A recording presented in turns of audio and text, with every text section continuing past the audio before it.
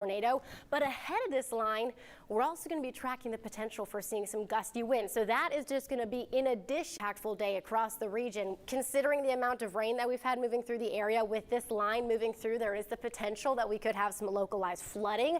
And when you have those strong wind gusts that move through the area, there is the possibility for seeing as well some downed trees and some power outages. So this is going to take us all the way into the afternoon. It will be out of here by the time we get into the evening hours tonight. And then guess what? After that, temperatures continue to drop. If you look ahead to tomorrow, we're going to continue to have highs only in the 50s. We'll warm up as we go into your Sunday into the 60s, but let's focus our attention one more time on the potential for seeing some of these strong storms. A recent upgrade from the Storm Prediction Center now has our entire area almost under a level 3 enhanced risk for seeing some of these strong storms. Again, we are going to continue to see that potential for these storms moving into the area this afternoon. There is the potential for seeing an isolated tornado. Now you have to understand that this isn't something that is super common across our area, but we have the wind in place. The question is, do we have the instability?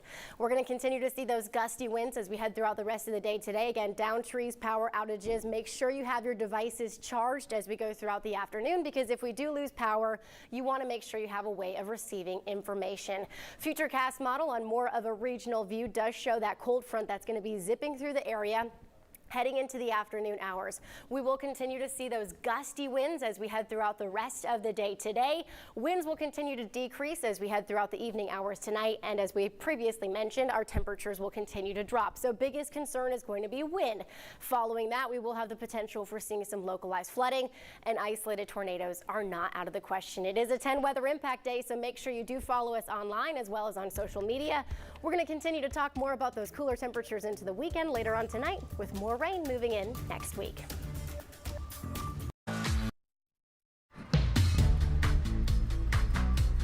Things are looking up, I've got symptom relief. Control of my Crohn's means everything to me. Control.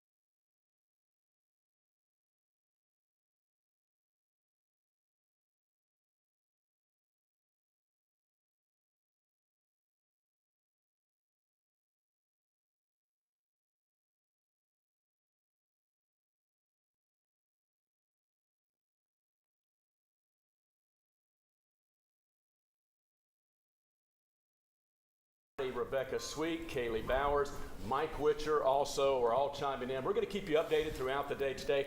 We are under a 10 weather impact day for two things: high winds, power outages possible, and also the possibility of severe storms. So we're all here in the Weather Center and watching and monitoring the storms. Let's bring you up to date with the very latest. Earlier this afternoon, a tornado watch was issued from earlier today. Earlier today, we had a tornado watch issue. We're looking live at a TDOT SmartWave camera, and you know they say a picture's worth 1,000 words, maybe 2,000. There's a look at TDOT. To say it's windy is an understatement, so the wind is really blowing the camera around. That's a Hall of Fame and TDOT SmartWave camera. That's one of our main stories that's so far today. Again, good afternoon. Rebecca Sweet, Kaylee Bowers, Mike Witcher are all standing by to keep you updated throughout the afternoon. As we talked about a second ago, a 10 weather impact day is in place right now and will be in place throughout the afternoon into the early evening. It's a twofold storm system. Number one, high winds and a high wind warnings in place, and we could see power outages and have seen some power outages and trees down just from the high winds alone. And really that is the number one primary concern, the high winds from the strong storm system. The second concern is this, tornado watch and some possibility for some strong to severe thunderstorms. So that's what we're looking at around the region right now. Again, we are talking about some of those stronger wind gusts that are going to continue to be possible as we work our way into and through portions of this afternoon. The tornado watch is in place until 5 p.m. This does include the Cumberland Plateau from Crossville up to Jamestown, and also for portions of the valley. And hey, we're looking at that extended into the valley. Again, that's until 5 p.m. for the plateau into the Central Valley. Now, in and close to the watch area, severe weather is possible. And so what you need to do, what does a watch mean? It means stay alert. Conditions are favorable for severe weather. It's a broad watch. Just means be on the lookout, be alert. Again, no severe weather necessarily has been indicated when a watch is issued. Just means it's possible. Okay, watches means it's possible. A warning means it's happening. Take cover, take action, and go to your safe place. You'll be hearing us talk much more about that in just a moment. And speaking of which, we do have a severe thunderstorm warning that is in place right now. I wanted to show you these wind gusts are going to be with us at least through the early to mid-evening hours, and that's what we're looking at as far as across our region. All right, so what else are we talking about as we go through the rest of today? Let's go ahead and take a look at that. Becca, if you could advance me on to radar, yes, and we'll get that working for us in just a second. And again, we're looking at a strong to severe thunderstorms coming across portions of the Cumberland Plateau right now. And that's what we're going to continue to see as it makes its way through the region. This is the regional view. We'll get our local view coming up in just a moment. But there's the line of thunderstorms that continues to track off the Cumberland Plateau. Thank you, Becca.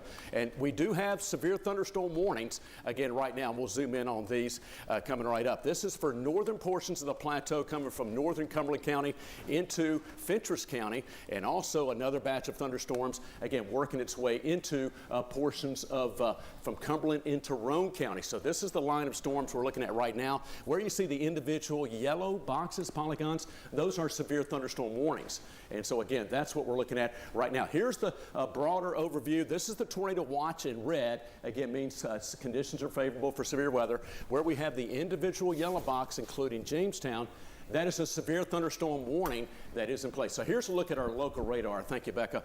And we'll go ahead and stop in just a moment and focus in on these storms from Crossville up to Clark Range and continue it up into Jamestown. So right now, severe thunderstorm warning for Fentress County, and that's going to continue into the early afternoon. Also down into the Southern Valley, including from Dayton to up to 10 Mile and near Spring City, Ray County, we'll be seeing some stronger storms moving in. Now, so far in Knoxville, we are starting to see some scattered showers, just renegade showers moving in. High winds have already been producing some power outages. Katie, Emmett standing by. We're going to be talking more about our power outages throughout the afternoon. We're going to keep you updated on that. A lot of schools have already either been dismissed or let out early or even didn't go today. So that's some good news as far as that goes. But from this point forward, winds are going to ramp up. Power outages are likely going to start to spike in some areas just due to the high winds.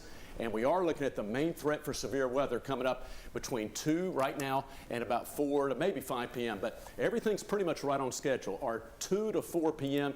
time frame is really what we're looking at. These are the current wind gusts right now. Seeing those winds gusting 30 to 50 miles per hour. We do have a high wind warning in place that's going to be in effect through early Saturday morning till 3 a.m. So we're talking about some peak wind gusts that could be in excess of 60 miles per hour across anywhere in East Tennessee.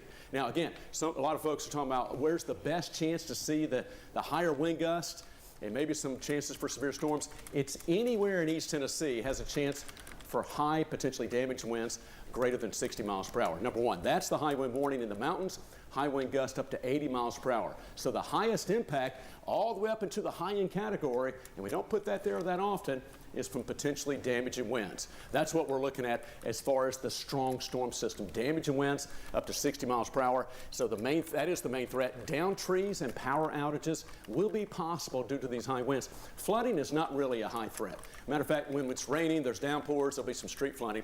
That's not really one of our main concerns. Matter of fact, flooding and hail, not really the main concerns today.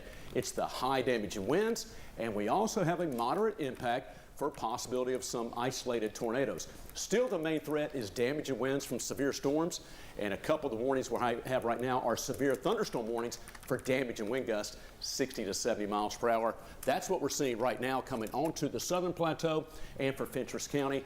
And there you see, again, in red, from London, Kentucky, Knoxville, Tennessee, Chattanooga, Tennessee, down east of Birmingham.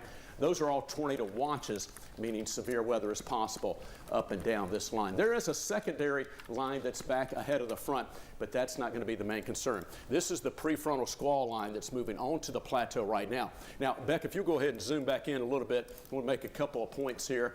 Here we are just after 2 p.m. This line of storms, thank you, Becca, just looking at radar, these are going to be accelerating. So here's what you need to do. Know where your safe place is if a warning is issued and you need to take cover. We just finished up, matter of fact, a week ago in our severe weather safety protocol or show there, talking about where to go, what to do, and know where your safe place is. That is the lowest floor of your home or building and away from outer walls and windows, a small interior room like a bathroom, hallway, or closet. And if you have a basement, that's always a good place to go. So just know where you go, know what to do when severe weather warnings are issued. That's when you Todd, need to take action. I can actually talk a little bit more about that as well. So, talking about today, folks, if we want to take the camera over here, we are on a level 3 enhanced risk for seeing some of those strong storms. Behind me, you can see that those showers and thunderstorms are continuing to move through the area. If we can pull up this full graphic, it's something that we've been talking about since early this morning. We do have the potential, again, for seeing some of these strong storms that are going to be moving into the area. In fact, we just took a little bit of a power hit here at our station. So you may be feeling the same impacts at your home as well, as some of these gusty winds ahead of that main line continue to move through the area. A high wind warning will be in effect until early tomorrow morning. I'm over on Max 2 if you want to take those graphics. Right now this is Max 1, this is Todd's computer, but if you want to jump to Max 2, that would be wonderful, because I can actually talk a little bit more about what Todd was mentioning. If we have a computer still, actually, I think we just lost all of our weather computers, so we are going to go right on the fly. We took there a hit, we go. but you know what? We got a big green generator. Becca, it takes us. We got that after the blizzard of '93. That pays dividends. So we're still back up. That was a hit. Nope. And that's what a lot of folks have been happening. Mike Witcher said at his home, they had a loud boom. Transformer probably went out in their neighborhood, and then their power came back on. So a lot of you at home probably experiencing the same thing. Keep going, Becca. Okay, and we have that high wind warning that is in effect until early tomorrow morning. You're probably experiencing some of these gusty winds already. I'm shocked that we haven't received more photos over on our social media pages. Hint, hint, folks, if you are seeing some damage, we would love to get some of those photos or videos. Let's actually take some video right now that we have from North Knoxville. This is some of the storm damage that we've had with those gusty winds in the North Knoxville community. Look at those trees. We can actually see this and hear this outside of our station. Yeah, absolutely. That's, I mean, at home with my wife earlier looking at weather day, we were all chatting, Becca, and it was just before noon. Sure enough, looking outside, and it was like those winds just started kicking up pretty much right on cue. Late morning, noontime, and this is the high wind warning that's in place. The wind potential is anywhere from 50 to 70 miles per hour and some higher gusts. And that, of course, is enough to knock down some of the trees, some weakened root systems that could push over those trees. Thankfully, we're not fully in spring and everything's not leaked out yet, save for the Bradford pears. But there's a look at KUB was that a pine? I don't know if that's a pine or a hardwood. It looks like hardwood, actually. A blown tree over onto the road there. That's a familiar scene. And that is from today, right, Leanne? Because there's a lot of blue skies in the background. I was going to say something interesting is the blue skies in the background. We did have some breaks in the clouds, though, and that's allowed some heating. By the way, we've hit 75 so far today. Yeah. The record high today is 76, so we're also talking about near record highs. If you can pull up the graphic again that I just had on here, we're talking about why do trees fall? Yeah, absolutely. Exactly. I mean, kind of the science behind it, because we have had so much rain as of recently that the ground is so saturated. When you factor in those strong gusty winds, 40 to 60 miles per hour, the potential for seeing downed trees is that much greater. And so if you live in a woodsy area, if you live in an area where you're a little concerned about the potential for some downed trees, you have time right now before this line moves through. I guess we're already seeing some of these gusty winds, but you have time if this is something that's a little bit more of a concern for you to really start to think ahead of where may be a safe place to go as these storms come in. We are continuing to see, again, a lot of that rain that moved in earlier this week. You factor in those gusty winds that we have, 40 to 60 miles per hour, and the potential for those downed trees is going to be in place. So gusty winds are our main concern today. As we've mentioned and we've talked about, we can't take out the fact that an isolated tornado is not out of the question. This storm, in fact, does have a history of producing the potential for tornadoes. We've had a few tornado warnings from this same line just to our west. Now, we're not saying that this is something that is going to happen today, but the ingredients are in place. Again, we are under a tornado watch that will be in effect for another two to almost 3 hours. Yeah, till 5 p.m., Till right? 5 Tornado p.m., watch, right. yes. And so if you're at home right now, and this is probably a great way to discuss it, even with your kids, where do you think is the safest place to go in your house? Now, the safest place in your house, depending on where you're living, is going to be away from outside windows, doors, outside walls. You want to find the most interior place of your house. With that being said, if you live in a one-level house, you can always take shelter by getting a blanket, a mattress. You can pull out a bike helmet, anything you can do to kind of protect yourself from the potential for flying debris. If you have a house that has a basement, that is going to be the safest place to go. But again, folks, we're just trying to prepare you for the worst case scenario. And this is something that we're going to probably be reiterating throughout the entire season. Hey guys, real quick, we have a couple comments on Facebook, people asking if there's a tornado warning or a tornado watch. So can we pull up the tornado watch graphic real fast? Yes, one second. I can pull that We'll up get over on Max Okay. too right now. Thank you, Kaylee. And again, yes, that's important to know the difference because they're totally different. And go right ahead, right away there. Kaylee, you can take it away. Thank you. Yeah, that's the tornado watch graphic again. And the watch means conditions are favorable for severe weather in and close to the watch area. And Kaylee, I'll let you take it away and talk about the warning there. Yeah, so the difference again between that watch versus that warning, the watch is where the ingredients are there, but the warning, that's when you want to take action. You want to go to your safety place. That could be an interior room on the lower floor, hallway, bathroom with no windows. You want to be as close to the interior part of your home, your basement, wherever you can. That means a tornado has been sighted or that storm has been sighted, indicated by radar. That's when there is danger. It's imminent to your life and also to property. So what you want to do, you want to have your phone fully charged right now. Very important, when there is a warning issued, grab your tennis shoes. You want closed-toed shoes because you don't want to be out in the debris if a warning happens to be issued, stepping on debris, damaged glass from windows. You just don't know what could be out there as well. So we're going to continue to watch this. As of now, there is no tornado warning in place. However, there is a tornado watch in place until 5 o'clock Eastern time for most of the area. Yeah, absolutely. Kaylee, thank you so much. And that's the important thing to know. Be prepared, know where to go. Again, a watch means, as Kaylee said, it's possible. Those conditions are favorable. And in addition to the tornado watch, again, we have the high wind warning that's going to continue until technically 3 a.m. Saturday. It's going to be for the rest of the time. So that's the other factor that we're looking at in terms of that. So yes, that's what we're talking about in terms of the potential high winds. And let's go ahead, folks, and we'll go back to Max 1, and let's talk about what we're looking at with the strength of this system. Again, that's a look at what we're seeing right now. This is the strong storm system, okay? It's moving up into portions of southern Illinois. You can see some of these high winds that are increasing into parts of the Tennessee Valley. And I'll go ahead and go to the big monitor so we can pull that up there. But look at those winds really increasing from parts of Middle Tennessee onto the Cumberland Plateau. And those are going to continue to push eastward into parts of our region. So that's what we're looking at as far as this strength of this storm system. Those winds are going to be very strong as we head on into tonight before gradually relaxing.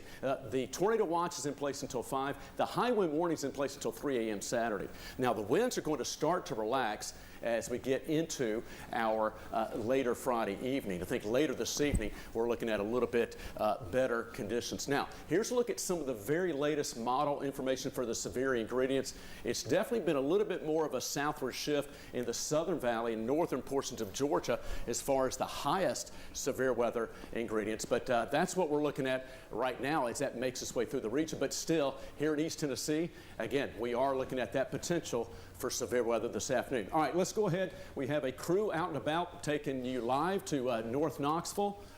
This is a driving shot right now. We can go ahead and take that live, and we'll show that to you. Coming up in just a second. There it is, right there. Okay, so that's a look at, again, this is North Knoxville. And let me look a little bit closer and see exactly where we are. I believe that's, oh yes, Broadway. We're heading on South Broadway and heading toward downtown. So we're moving south right now. And again, just to give you an idea, you see the storm clouds. Certainly, and we're looking south toward the mountains, head toward downtown, going to turn right and head toward Hall of Fame. But that's a live view of what we're seeing in Knoxville right now. We've got some of those scattered showers just well ahead of the main line. The main line is continued to be located across portions of the Cumberland Plateau. I'll actually take it, Todd, and talk about it a little bit more regionally. Now, I do want to focus on a few things here. Look at how quickly, if you want to pull up Max 2, I know we're jumping around. Sorry, crew. Thanks for putting up with us. If you want to look at how quickly we have seen some of the clouds clear out behind this main line. So that's a look again. We're looking at Max 1 right behind me. If we can pull up Max 2, we do want to kind of focus a little bit more on this storm on a regional view. So Todd talked about those strong wind gusts that we have coming out of the south. Interesting to note that our office from Nashville, who has actually already had this line of storms move through, said that they've actually received more damage reports after the main line has moved through, following right after this main line. So folks, as this line continues to move through, I don't want you to think that this is all said and done with. Yes, we will start to see some gradual clearing, but there still is the potential, because we have such a strong gradient with these winds, that we could still see some damage even as we continue to have this line of storms continue to move through. So that's something really interesting to think about. This is a view regionally. I'm going to bring you back in on more of a local level. The yellow boxes that we have there, those are going to be severe thunderstorm warnings. So this line is continuing to quickly move into the area. You already saw from our live view that we do have heavy rain moving its way into parts of Knox County. We do have crews that are out right now. We're getting reports of power outages so far. Believe it or not, most of our power outages have been ahead of this line, primarily across the higher elevations. Let's kind of break down what our futurecast model is showing as we are right now getting into kind of the bread and butter of when these storms are going to be pushing into East Tennessee. We're continuing to monitor this up until about mid-afternoon. So for the next 45 minutes to an hour, we're going to have this main line move through parts of East Tennessee. Now, when I say main line, folks, I don't want you to think that as soon as this is done, it's going to be completely over with. We're still likely going to have gusty winds throughout the evening, but some of the strongest damaging wind gusts are what we're going to be tracking right now as this line continues to make its way into the Central Valley. Right now, we're still watching some of that spin in the atmosphere. There has been no recent tornado warnings from this line in particular. Doesn't mean that that's not going to be the case from this storm. In fact, we do have that tornado watch in effect until 5 p.m. That does include us here in East Tennessee, but I'm not really necessarily focusing my attention so much on the potential for seeing those isolated tornadoes for the fact that we just have so much wind in place. Sometimes you can almost have too much wind to get those tornadoes to really kind of form. You have the shear, you just don't have the instability.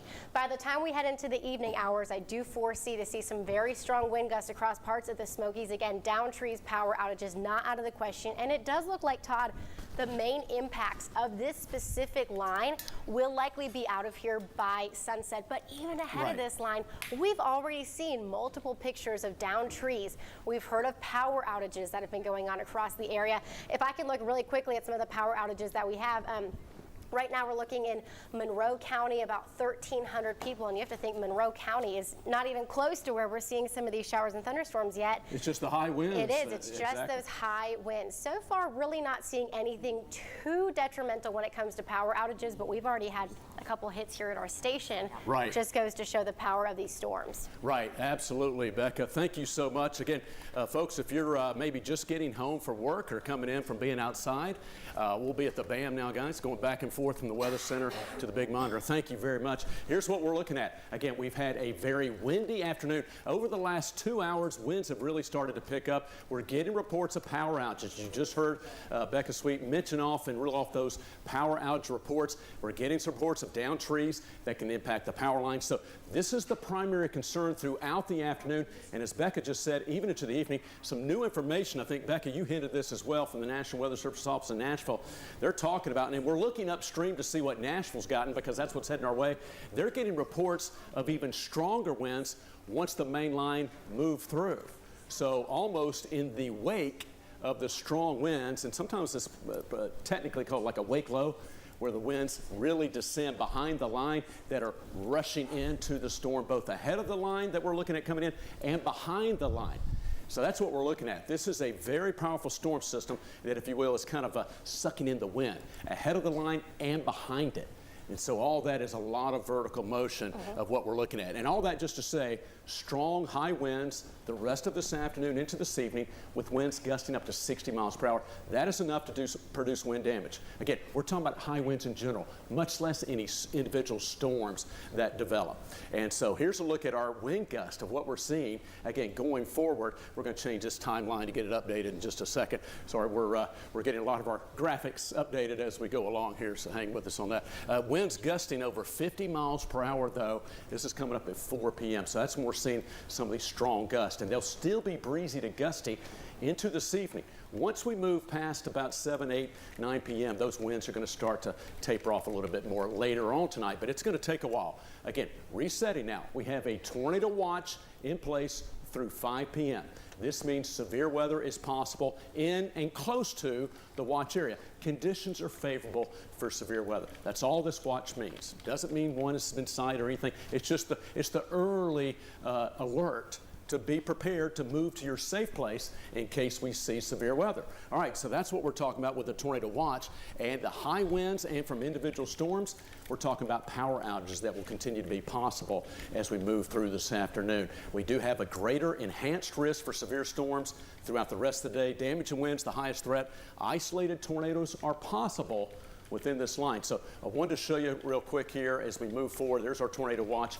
Here's the timeline on our futurecast. Again, going hour by hour. Right now, we're just after 2 o'clock. This is coming up on 3 p.m., and this is when we're going to be seeing some of the strongest storms moving off the plateau into the valley. Again, some of these storms will have the potential for spinning motion and rotating updrafts. That's what we're going to be watching, and that's what we're looking at. Looks like some of the greatest potential is, well, across northern sections of East Tennessee, but also in parts of the central and southern valley. This is 4 p.m., so between about that 3 to 4 p.m., some of the most intense storms within this line are going to be moving through. Now, keep in mind, we got very high winds, potential damaging winds. Those high winds can be transferred down the surface. So in concert with the high wind warning and the stronger storms moving in between 3 and 4 p.m. most areas, that's when we can see some of that wind damage being accentuated and being heightened. So, again, generally speaking, we were talking about 2 to 4 p.m. being our main time frame, and really that's going to carry on from even 5 p.m. for eastern areas. After about 4 p.m., it will be east of the valley, but then we're talking about 4 to 5 p.m. from Pigeon Forge, Gatlinburg, Newport, Greenville, and east of Rogersville. You could be seeing some damaging winds. Once we move past that 5 to 6 p.m. hour, good news. We're pretty much in the clear. We're still going to have some gusty winds now in the wake of this line as we talk about what's happening in Middle Tennessee, and still some damage possible from those high winds. But that's a look at what we're expecting throughout the rest of the afternoon. All right, Robin, Will Hoyt, and Katie standing by at the news desk. Ladies, let me send it over to you. Robin, good afternoon, and bring us up to date with the latest of what you're seeing and hearing. Yes, Todd, thank you so much. Todd, Rebecca, Kaylee, Mike, all of you for your great work keeping us all updated and safe. We do want to mention some damage that we've just learned about from across Knox County. Now, we do know that there is a power line down on Old Broadway at Dutch Valley. Be aware of those. Never drive over those down power lines. That power line is not working at Concord and Kingston Pike, as well out in the western part of Knoxville. And over in Blount County, they're already seeing some damage now too. The Blount County Sheriff's Office is responding to some downed trees. They are having some high winds, so be aware, watch for those downed trees and never drive on those down power lines like I mentioned, or don't try and drive over those down branches as well. It's never going to end well if you end up in a situation like that. Another note to share with you, Maryville College will be closed the rest of the day. Now, I was just coming into the station, and I must admit, the further I got away from my house here to the station, the wind was whipping. It started raining, so it is definitely increasing. We want to look at the power outages right now. We're looking at about 1,300 power outages in Monroe County and more than 1,200 in Knox County right now. Photojournalist, let's see if we can take a look at this. Our photojournalist, David Rayburn, he is driving right now. This is in the North Knoxville area. He is heading toward downtown, and he is on the interstate, as you can see. But once again, if you are in the midst of this weather, please take note. It seems pretty calm right now, but the winds are starting to whip up. The rain is coming. Please be very careful, and please stay tuned to WBIR. We're going to keep you up to date with the very latest information. Yes, and we also have a complete list online of different resources you can use to find out how many power outages are in your area as well. And we also want to mention that we're already seeing some delays for some games and events tonight. The Tennessee baseball game has been delayed. That first pitch is moved back to 7 o'clock tonight. You're looking at a tweet right now from the Tennessee baseball team on that. Another tweet from the National Weather Service. They are monitoring, of course, these storms very closely, and they are asking you to send in storm reports. They are staying very close contact with our weather team, but they do want to see what you're experiencing, but be very, very careful if you are taking pictures of anything that may be happening in your neighborhood, at your home. Be careful, but definitely share with them if you have that ability. Yes, share with them, share with us as well. Let us know what you're seeing in your area. We're going to send it back over to our weather team, who's continuing to keep us updated on how this storm is progressing. Hey guys. All right, Katie, Robin, thank you so much. Again, we do have a 10 Weather Impact Day. Becca Sweet in the Channel 10 Weather Center. Becca, thank you so much. And by the way, Becca, welcome back. We're back. Welcome back. Got to take a second. Welcome back. Becca's been on the maternity leave, and we are so thankful and very glad you are back. Becca, great job today, by the way. Kaylee Bowers also over in our weather bar area and keeping everybody up to date on the very latest. Mike Witcher also chiming in and on social, and we're going to do our best to keep you updated throughout the rest of the afternoon. Here's what we're seeing right now. The main story continues to be the strong wind gusts. These are current wind gusts. A 35-mile-per-hour wind gust in Crossville, but 52-mile-per-hour wind gust up in Huntsville, 54-mile-per-hour wind gust in Tellico Plains. So well ahead of the main line, and also even behind the main line, we are seeing some of these intense wind gusts that will continue. We have a high wind warning that will be in place through 3 a.m. Saturday morning. So we got to pretty much get through this evening, the rest of this afternoon into this evening, with potential strong wind gusts. This is, again, coming up at 4 o'clock. As we go through this evening, we're still looking at some 30 to 40, maybe 50-mile-per-hour gusts. They will slowly begin to relax. This is 11 p.m. tonight. Still some gusty to strong winds, but again, slowly but surely, the winds are going to be relaxing as we go later on tonight. We have a tornado watch until 5 p.m. It includes basically from the valley in Knoxville back west to the plateau. It includes from Crossville to Knoxville. This includes Union County, Knox County, and Blount County. It does not include Dandridge and Morristown or the Lakeway area or Newport or Greenville up to Rogersville. Tazewell, you're just outside of that. But here's the technical definition. Severe weather is possible in and close to the watch area. So I just mentioned you in Tazewell, you're still having a chance for some severe storms, okay, because we all have an enhanced risk for strong to severe storms. Here's our severe potential for the rest of this afternoon.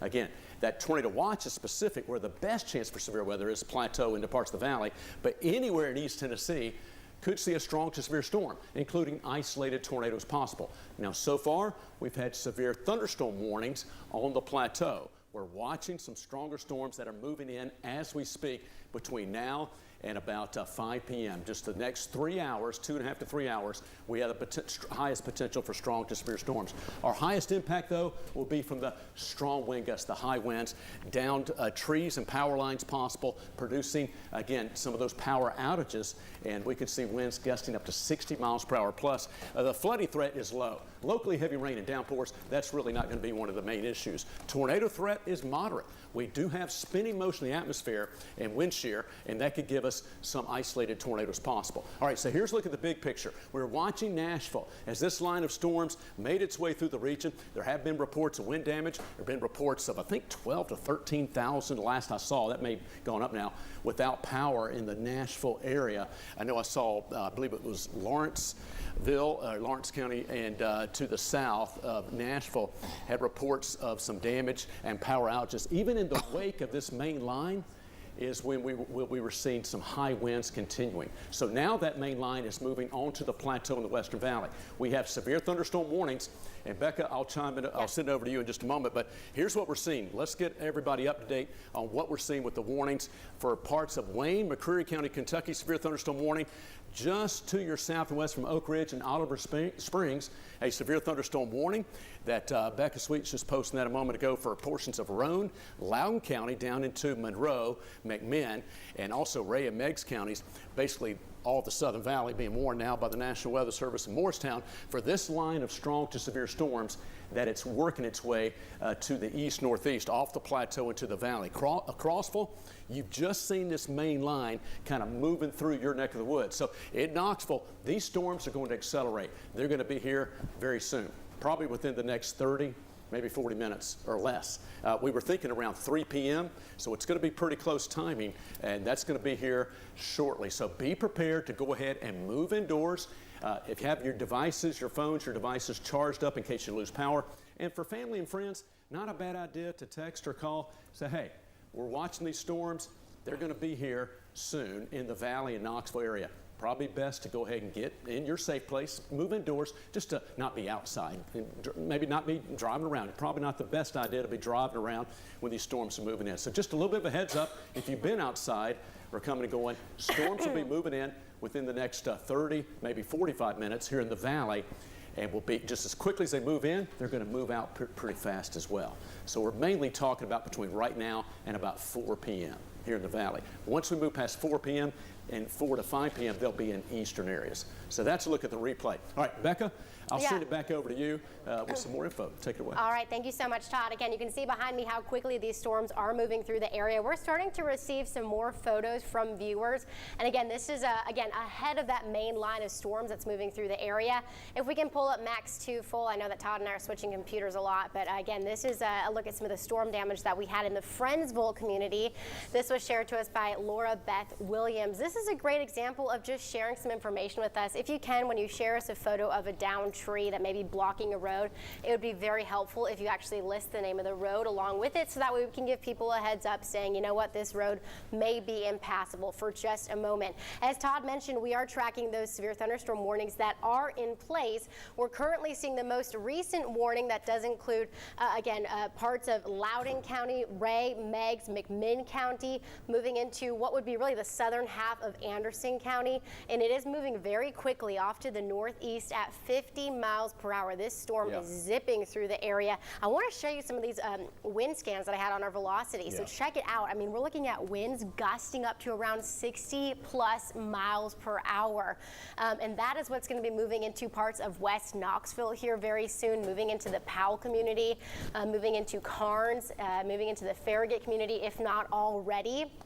And these strong winds are going to be tracking off to the northeast. This is the potential of where we could have some of those down trees. So let me kind of get a look at that. I mean, looking at scans here, looking at 73-mile-per-hour wind gusts, not out of the question, moving just south of Farragut. As we take you into really parts of Loudoun County, we're looking at wind gusts over 60 miles per hour. Again, these are just some of the latest scans that we have of that specific storm, where we are looking at that severe thunderstorm warning. So this storm does have the potential of producing damaging wind gusts. I know Mike, who's joining us from West Knoxville as well, he was telling us that in their house, he's already had multiple occurrences where his power has flickered, where he has had, again, the potential for seeing some power outages. And I know that down trees, especially in that community, and especially after some of the rain that we've recently had, not going to be out of the question, but really impressive to see some velocity scans showing wind gusts up over 70 miles per hour possible. Absolutely. Becca, thank you so much, because those strong winds aloft could easily be transferred down the surface. We have a confirmed wind gust of 52 miles per hour being reported in the last little bit 20 minutes ago in Oneida, a 58 mile per hour confirmed wind gust down in Bradley County near Cleveland at the AWAS station there, official station. So we're seeing some of these confirmed wind gusts over 50 miles per hour. Another one, Saudi Daisy, and this is Hamilton County, but multiple trees down. Just giving you an idea on a lot of these strong winds that continue to materialize across the region, and that is the main concern. Now, that's what we're looking at with those severe storms coming into portions of our region. And if we could switch back to Max 1, guys, what we're going to do now is take a closer examination of what we're seeing with some of these storms as they continue to move in. So, and Becca just hinted at this, but yeah, heads up in the Farragut area. And again, we're talking about two things here. It's not just the storms. I know we're looking at radar, and we are talking about the storms, but what we're seeing, I'm going to show you the velocity scan in a moment, and we're back at the big monitor here. Farragut, out ahead of this main line, we are seeing high winds, potentially 60 to 70 miles per hour. So it's not just in the storms, it's also in the storms, the high winds. But the damage and wind gusts could be outside of the storm area. Non-thunderstorm damage and wind gust is really one of the main concerns we've already been seeing and will see. Again, everything is moving fast now, folks. In Knoxville, I'm going to go ahead and list some cities downstream. Maynardville, Corryton, Strawberry Plains, Knoxville. Again, these are impactful storms with potentially damaging wind gusts and possible power outages moving in. So go ahead and move indoors, and stay away from outer walls and windows, and be ready to, again, be in your safe place. Just hunker down as these storms get ready to pass in. Just giving you the heads up that the storms are moving in. They're not going to last long. This is the good news. Again, you don't have to be anxious about these storms, because as quickly as they move in, they're going to be moving out. But you do need to be indoors in a sturdy building and shelter and away from windows. Not the time to be up by the window watching the storms move in. Okay. Snow, maybe, but not severe weather. So that's what we're seeing. Loudoun, Lenore City, you got some strong, intense thunderstorms and winds moving into our region. Here's what we're looking at. Farragut, south into Sequoia Hills, looking at some winds in excess of 60 miles per hour, especially just above our heads, but that could easily be transferred down the surface once some of these heavier showers, gusty showers moving in with this main line. So Lenore City, Farragut, also Choteau Road area right along North Shore, again toward Lakeshore Park. If you're living in the Bearden area, Sequoia Hills, again, that's what we're seeing, some of these high winds all along Pellissippi, Walker Springs, Cedar Bluff, and continuing from Loudoun County into deep west Knox County. More of those strong winds are making the way in. So this is what we're looking at. Here's this line of stronger storms that will continue to advance eastward into the valley. Again, damage wind gusts greater than 60 miles per hour, severe storms possible, isolated tornadoes are possible. Now, so far, we haven't had any tornado warnings. We do have some severe thunderstorm warnings. And here's the thing, sometimes the damage from a severe storm can look like a tornado sometimes. So you need to take both seriously, a severe thunderstorm warning and or a tornado warning. Right now we have severe thunderstorm warnings as that line moves through. This is 4 p.m. making its way into and through the valley in Knoxville. So within the hour, this is really what we're looking at. And then by 5 p.m., this line will be eastern areas. Then we'll see improving conditions later on tonight. Robin and Katie, I think you'll have some more updated info to share with us. Take it away. All right, Todd, thank you very much. Clearly, yes, with these gusty winds, it's leading to some damage. So we do want to run down what we're hearing as far as damage in Knox County. There's a power line down on Old Broadway at Dutch Valley. Power line not working also at Concord and Kingston Pike. To Blount County now, the sheriff's office there says it has responded to some down trees, clearly because of the high winds. So when these situations happen, you want to be very aware. Watch out for those down trees because sometimes they take down power lines, and that is not a good situation by any means. We want to go to Oak Ridge now, where there are some situations playing out. The city posted this picture.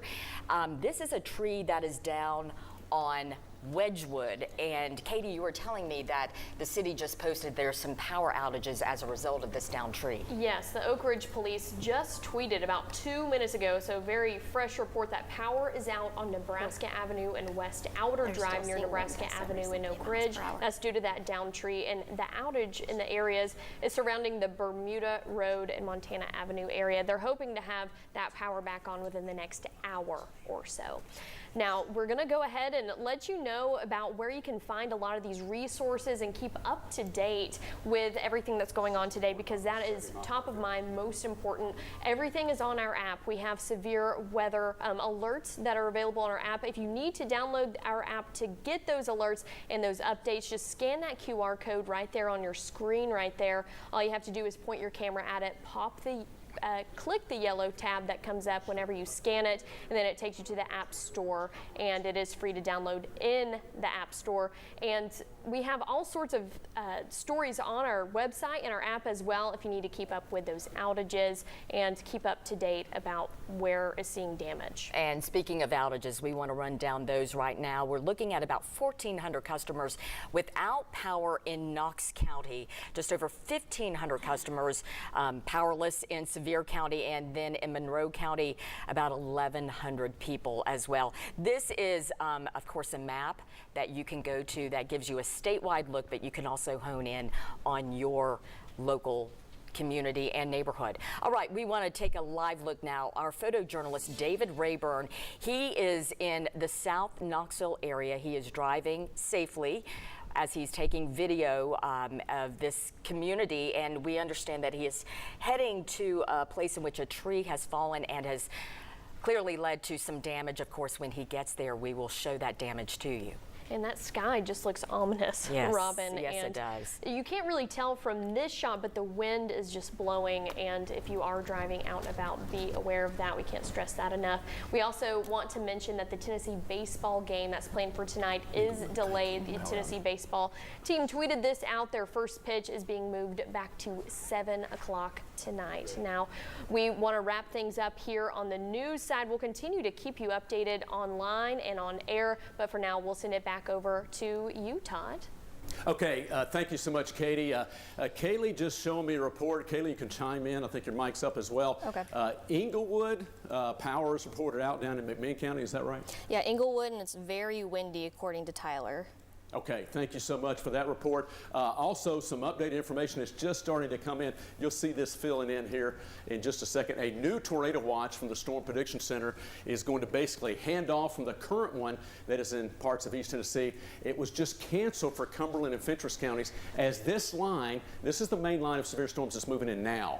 As it moves through, again, watches are being canceled. It's going to move through very quickly, so the good news is not going to be around long. Cumberland and Fentress counties, you've just been canceled out of the watch. We have a new tornado watch that's going to be issued for portions of the eastern sections of East Tennessee. So that's what we're looking at coming up again, and that's going to extend over into the Carolinas. But I believe this area is also going to be filled in momentarily. Morristown, National Weather Service, local offices fill in the counties once it comes from the Storm Prediction Center. So I believe that's going to be filled in. We'll show you that graphically, and you'll see it pop up as that happens. Right now, though, tornado watch, severe weather is possible in and close to the watch area, and this is what we're looking at. Storms from Maynardville to Oak Ridge, and these storms are very quickly moving from the plateau into the valley. So again, some pockets of severe weather possible. We have had reports of wind damage, not only from storms, but just from the high wind warning that's in place.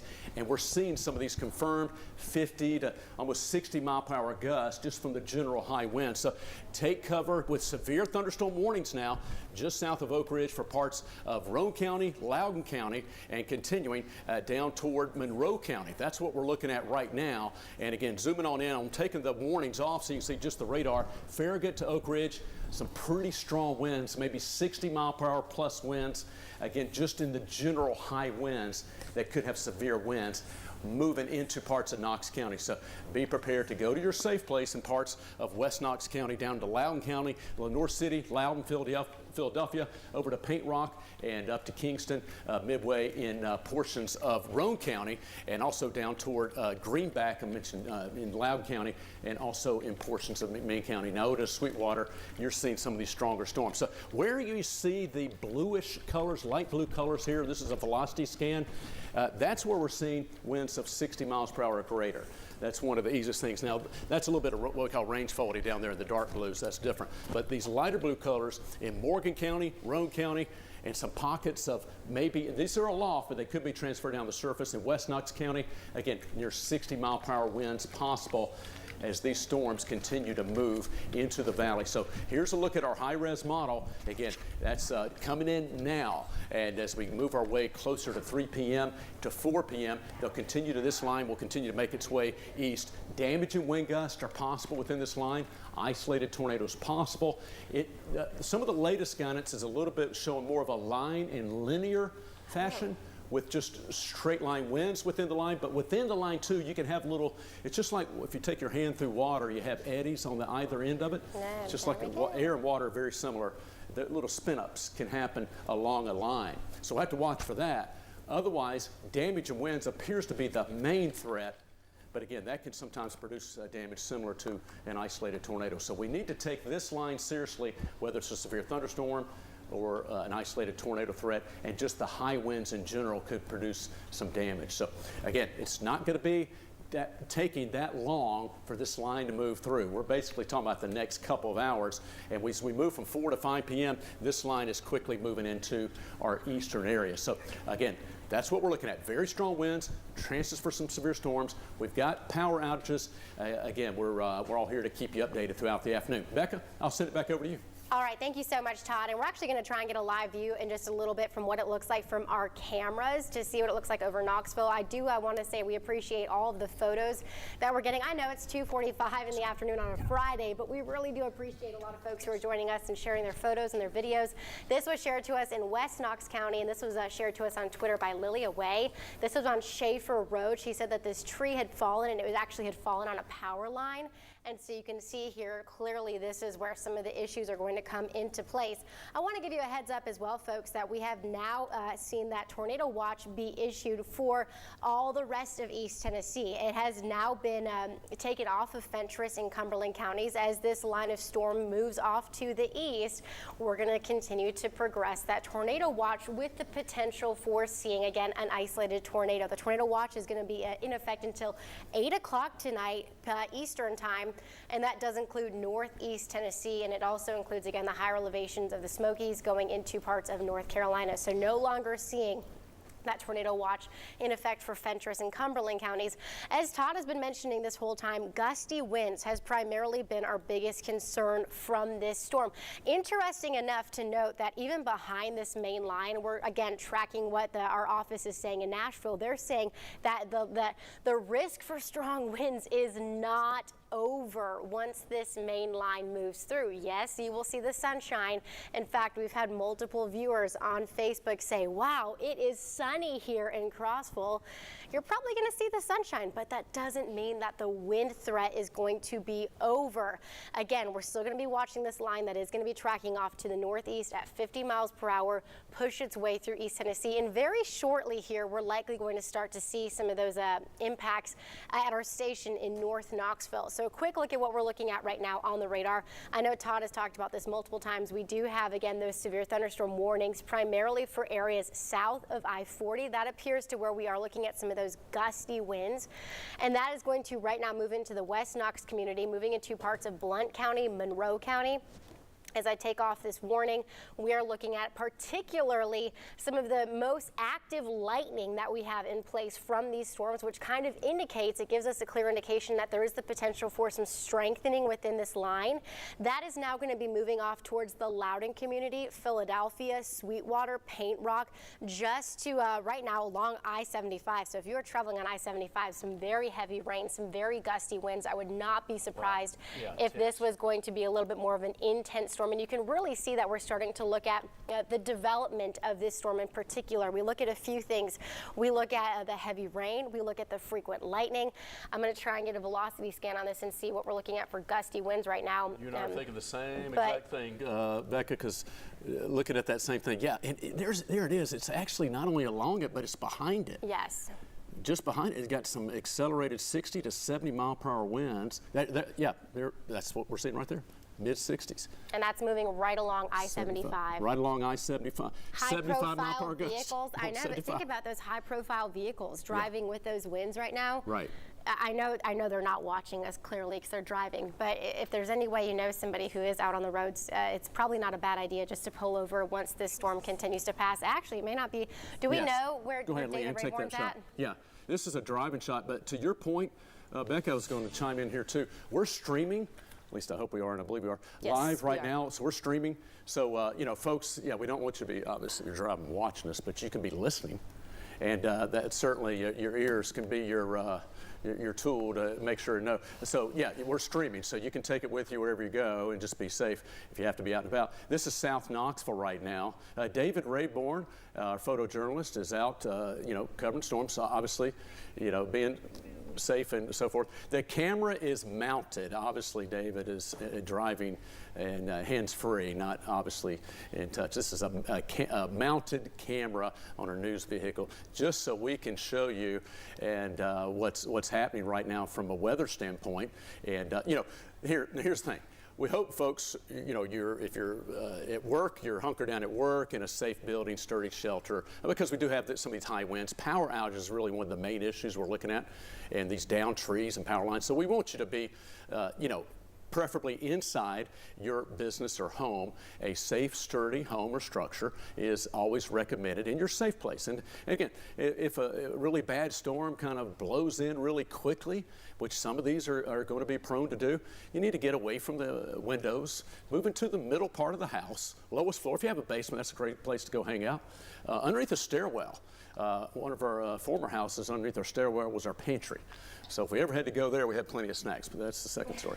Anyway, but your lowest floor, the hallway, bathroom, or closet, if you ever have to take cover. Now, and again, we got some good news, folks. These storms are moving fast. You're not going to have to stay there long.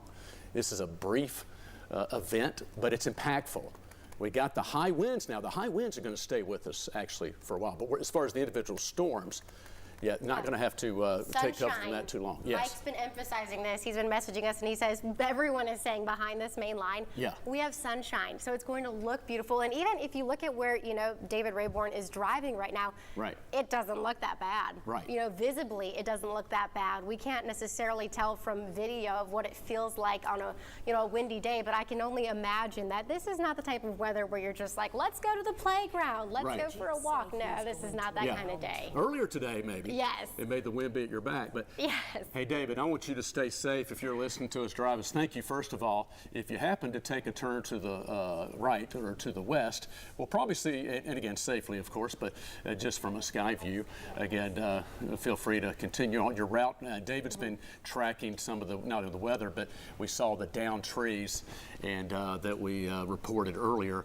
And so also, David's doing a good job of showing us what's happening. We want everybody to be safe. Certainly this afternoon, but that's an example of what we're seeing, some of those darker threatening clouds that'll be moving in from the west. So, Todd, people may be wondering why we're actually doing a live cut-in right now about this. Why are we, it's not 4 o'clock yet.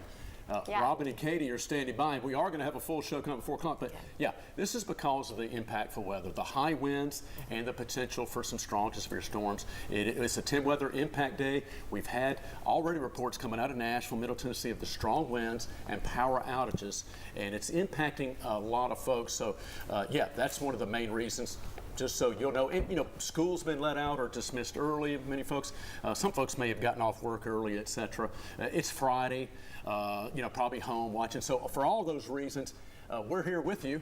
And welcome, good afternoon, and we want everybody to keep safe as we go through today. Kaylee Bowers, Kaylee, come on in here. You can Oh, I'm join all us. right. I'm all right. Okay, Kaylee's fine. She's right here. Just the hidden voice. You got some more. Do you have any other reports? You mentioned Inglewood without power. Or anything else you're seeing on social? Yeah, so people have been pretty great on social media about what they're seeing outside their window. Right. Rhonda says very strong winds right now near Von Nor and Madisonville.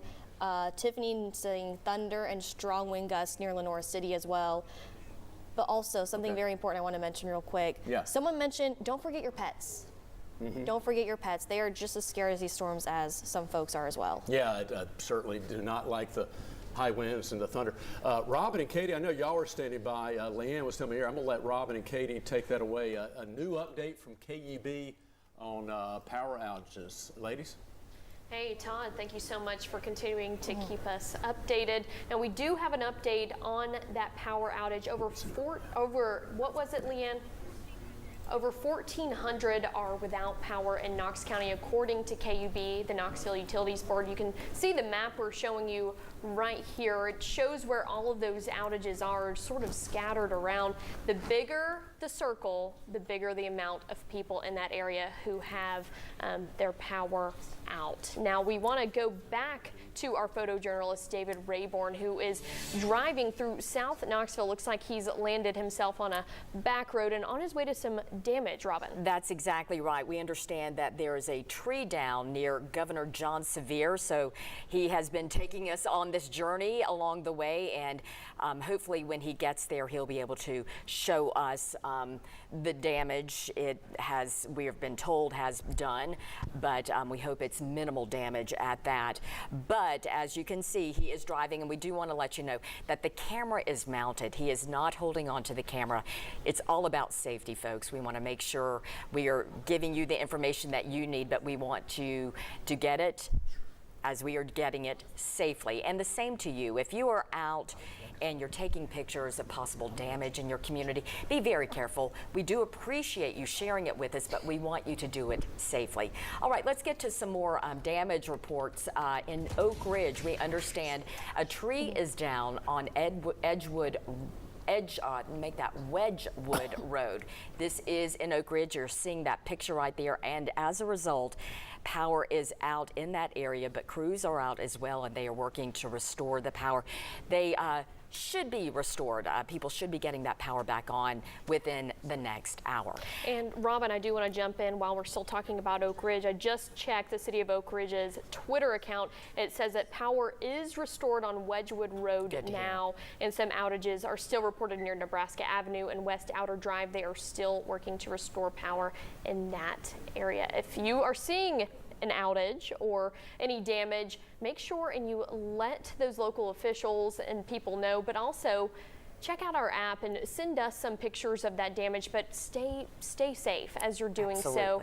And if you do need to download our app, I think that we're going to bring up a graphic here in a little bit, hopefully, but you can download our app, keep up to date with all of the damage that we're seeing across our region, as well as those outages. We have a story listed where, there it is. You can check to see how many outages are reported in your area. Just scan that QR code right there on your screen. Click the yellow tab that pops up. It'll take you to the App Store and you can download it. I have used my app all morning, all afternoon, just to stay up to date. And of course, we want to turn now to our meteorologists who have been working hard all afternoon, keeping us up to date with the very latest on the severe storm pushing through. Let's go to Becca now. And Becca, welcome back. Hey, thank you so much. Getting our reintroduction. Yes, very excited to be back. Thankfully, my kids are big fans of thunderstorms. We watched Twister multiple times when we were on maternity leave. Not saying that that's going to be something that we're going to be looking at here locally, but we do, folks, have that tornado watch that is going to be in effect until 5 p.m. for the Central Valley. Going to be in effect until 8 p.m. the further you travel off to the northeast. As you look behind me, this is just a photo of some of the storm damage that we've had across the area. You can see that this is in the Friendsville community. Laura Beth Williams shared that photo with us, and then we continue to take you into parts of West Knox County as well, where we've had some of that storm damage that has been in place.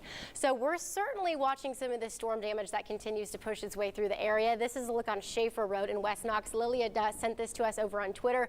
Another great example of how to share photos with us is giving us the location and the road.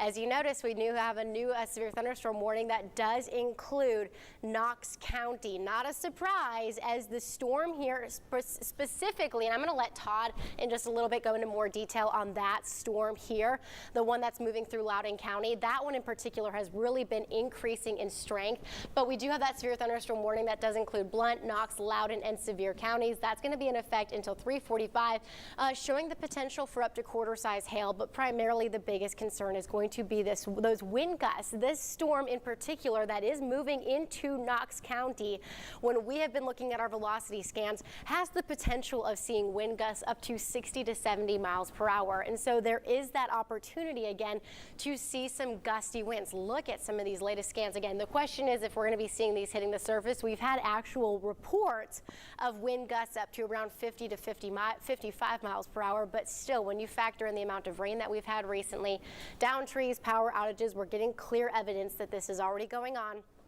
Not out of the question. Let's kind of recap one more time our futurecast model. So it does look like this storm is moving a little bit ahead of what we're actually seeing. So timing wise, this shows right around 3 o'clock, which is where we're approaching right now. But it is starting to push its way into the Central Valley, and it will continue to move its way off to the northeast. So timing wise, again, it does look like we've kind of sped up this process just a little bit. It is going to continue to make its way into the higher elevation. So timing wise, I would say close to around 4 o'clock.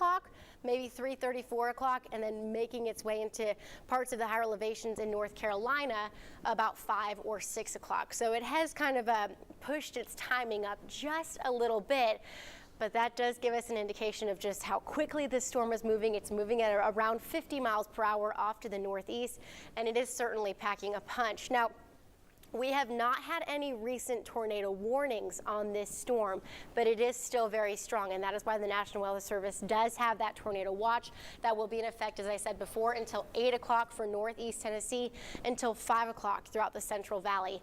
Todd, you're going to have a little bit more on some of those specific storms that are now approaching our area, right? Yeah, absolutely. Becca, thank you so much. Kaylee Bowers with me as well. The downtown Knoxville camera behind us, we've shifted around looking west. Severe thunderstorm warning, up to 70 mile per hour gusts possible coming into Knox and surrounding counties. That's some new information from the National Weather Service. Quarter-size hail and 70 mile per hour gusts. Just getting a report, Kaylee, you were seeing this in Loudoun and Lenoir City, both reporting hail. Yeah. If you could tell us what size compared to a coin. This is a live look right now at TDOT camera at Interstate 40 westbound. There's the heavy rain as that's coming up from Loudoun County into Knox County. And again, 70 mile per hour winds. Hail size up to quarters possible. Getting reports of hail in Loudoun and Lenoir City just in a moment ago. And yes, we have, again, this impact of enhanced level 3 out of 5 impact for East Tennessee right now. Let's take it back to our Max 1 computer. Here's what we're looking at. Again, in yellow, we have severe thunderstorm warnings that are now incorporating much of the valley. We're underneath a tornado watch, which means severe weather is possible. But the warning, specifically take action, take cover, is in yellow right now. Yellow, severe thunderstorm warning. Red's a tornado warning.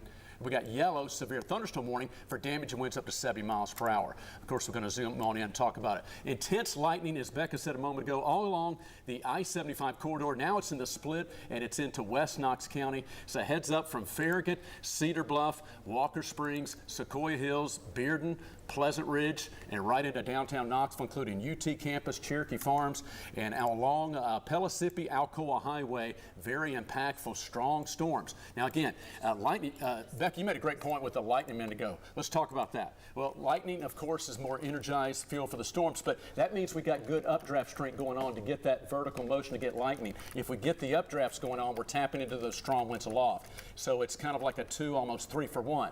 If you get the lightning, you're going to get the higher winds.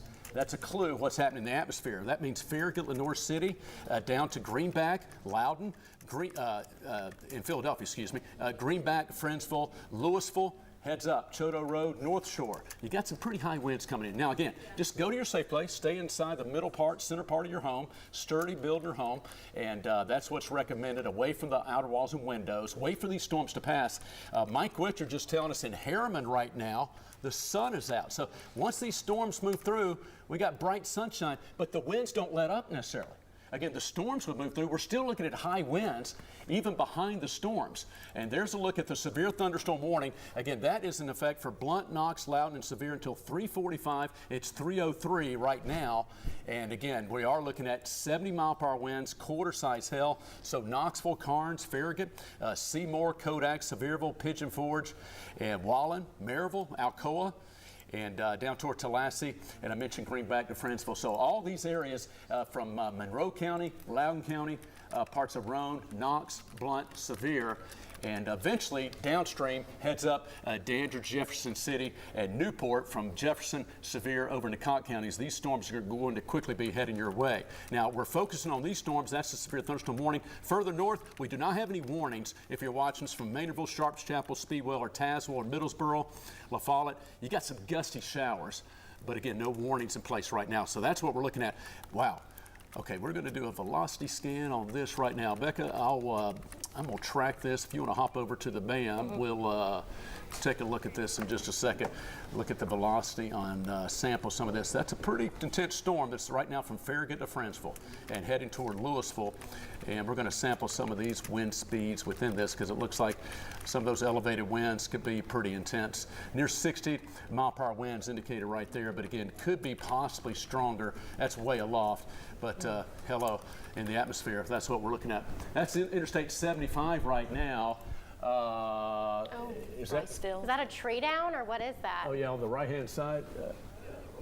Yeah, it looks like it is. You got law enforcement there, probably I guess blocking that lane. It looks like a large tree. It looks like like It's either a large tree or part of the road's gone, but I think that's a large tree. It's hard to tell. It's that's Interstate I-75 southbound at mile marker 40.8. Is that correct? Yes. So, Robin, go ahead. In Riceville, is that correct? Yes, that's our understanding. This is McMinn County and Riceville. The Okay. Riceville area. So McMinn County, south of Riceville. Yeah, that's a look. I mean, we're all looking at this together. We can't tell really.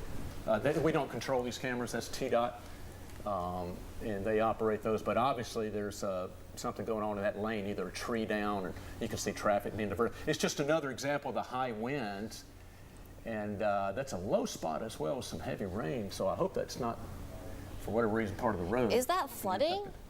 Well, but actually, that's what I was Because we just looking got a report from the Weather Service saying that there's about That's what an I was inch an looking at. hour That was what I was in the looking. North City. It's hard to tell. It's hard to tell. That's what I was kind of looking at. That darker spot on that road right there. If that's from flooding, if that's a tree down, if there's a combination of things. I think that is flooding, Kaylee. If you look on the right-hand side, looks like that's water that's coming over the reflected. road. So they've got that lane blocked because it's flooded on Interstate 75 south of Riceville in McMinn County. Yeah. And it's tree debris, we're being told, on the interstate. So that's a live look. Again, thank you, Leanne. Leanne Bowman in the booth, monitoring the cameras and reports all across the region. Again, we are looking at these intense winds that are moving in from right now portions of Loudoun County, also in Blunt County, and continuing to make their way due east. So that's what we're seeing right now. Again, these storms packing a punch. Heads up, just coming into Knoxville right now. We're going to take our downtown Knoxville camera. We'll show you that and kind of give you a bird's eye view of what we're seeing right now. And we operate this camera, so I'm going to show you that as we look due west. Apologies, that camera got changed around somehow, but we're going to buckle up. Here we go. There it is. And here's what we're looking at right now. We'll zoom on over. That's a look at what the clouds, of course, TV wow. tower. And you can see the vertical development right there. It's not quite here yet. Some of the lighter bases underneath, but yeah, that's what we're looking at. The storm's kind of coming in, and so we'll keep a close eye on that view. for you. Back to radar. I do want to mention, just to reset real quick, this is a high wind warning with 60-mile-per-hour gust, greater if possible. Tornado watch has been extended. Thank you. 79-mile-per-hour gust confirmed in Clarksville, and that's in northwest of Nashville. Springfield in Middle Tennessee had a 74-mile-per-hour confirmed gust. New tornado watch has been extended until 8 p.m. This does include the Lakeway area and Upper East Tennessee right there. Let me move that out of the way for you. So Pigeon Forge, Newport, Dandridge, Morristown, Tazewell, Rogersville, Greenville, Upper East Tennessee, you have the tornado watch that's been extended until 8 o'clock. Now, for the rest of the valley, it is in place until 5 p.m. right here. So that's what we're looking at as far as the tornado watch. We do have the enhanced risk for severe weather across portions of most of East Tennessee. So the main impacts is damaging winds, but and also isolated tornadoes are possible. So right now we have severe thunderstorm warning till 3:45 for the valley. Here's what we're looking at. We put it in motion here. These are the storms that continue to accelerate. So models do a good job. Here we are coming up on 3:10, and they're moving through the valley. And they pretty much showed 3 o'clock for Knoxville most of the time. So the timing is pretty much right on track, and we continue to see that. Josh Marler on Highway 11. Thank you, Josh, for this report. Pea-sized hail just south of Lenore City. Trees down on Foothills Parkway west in the Great Smoky Mountains National Park. Rainfall rates an inch an hour also down south of Lenore City from Josh. Sweetwater has multiple trees down from thunderstorm wind damage. Blount County, let's see, we have a wind gust in Wallen of 60 miles per hour. These are just some storm reports coming in. McMinn County between Riceville and Calhoun, trees are down on Highway 11. We saw flooding with tree debris south of Riceville on Interstate 75 with a lane blocked. That was from a live TDOT camera view. These, again, if you're listening to us or watching us or doing both, damaging winds in excess of 60 miles per hour right now for much of East Tennessee, both with the line, ahead of the line, even behind the line. Let me stop the radar right here. Even the sun is out right now across portions of the plateau, but we're still seeing some pretty intense winds. So the storms have moved by. The good news, the tornado watch has been allowed to expire once this line of storms moves through. The Storm Prediction Center, National Weather Service office in Morristown will chip away at the counties. As the line moves through, the watches are dropped for each individual counties from west to east as this line moves through, and that's what we've been seeing for the plateau. But even with the sun coming out, we're still looking at some pretty intense winds. So Karnes, Farragut, Friendsville, Knoxville, again, Blount County, down Alcoa Highway. That's what we're looking at right now. Let me take you back on my end. To Todd, I don't know if you can hear me, but there's a video that a viewer just shared with us in Madisonville. And he lost power, and while he was filming outside, you can see the trampoline in his backyard just rolling right along. Do you want to see it? Actually, I think we're going to try and get it on air. Get that on, yeah. But definitely. Trampolines aren't supposed to do that, Becky. Trampolines are not supposed to do that. That's kind of You tumbling can start right to along. hear it coming outside of our studio as well. Yeah, here's a live view of our downtown Knoxville camera. We're looking due west, obviously, and let me see if I can back that. That's all the way back out right there. So that's a live view of the storms continuing to come in, and yeah, a little bit more ominous from our downtown Knoxville camera, and the reason it's got heavy rain and some strong wind gusts, lightning thunderstorms increasing. Again, right now the main impacts are continuing to be damaging straight line winds, and that's why all the counties and everybody's showing in yellow. Let me take the boxes off so you can see it, but everybody in yellow, that's a severe thunderstorm warning. This is for a considerable damage. The tag is on this for considerable damage with winds up to 70 miles per hour possible. Now, typically, a normal severe thunderstorm warning is for 60 and quarter-size hail. This is for 70 mile per hour winds and actually penny-size hail, a little bit less hail. But this is for Blount, Loudoun, McMinn, Monroe, and Polk counties, and that's been extended now until 4:15. Let me put those warnings back on. That warning now until 4:15. Now I'm going to take it back off so we can all focus exactly what's happening here in Knoxville. Intense storms are moving in, heavy rainfall rates. So yeah, some street flooding will certainly be possible while it's raining this hard.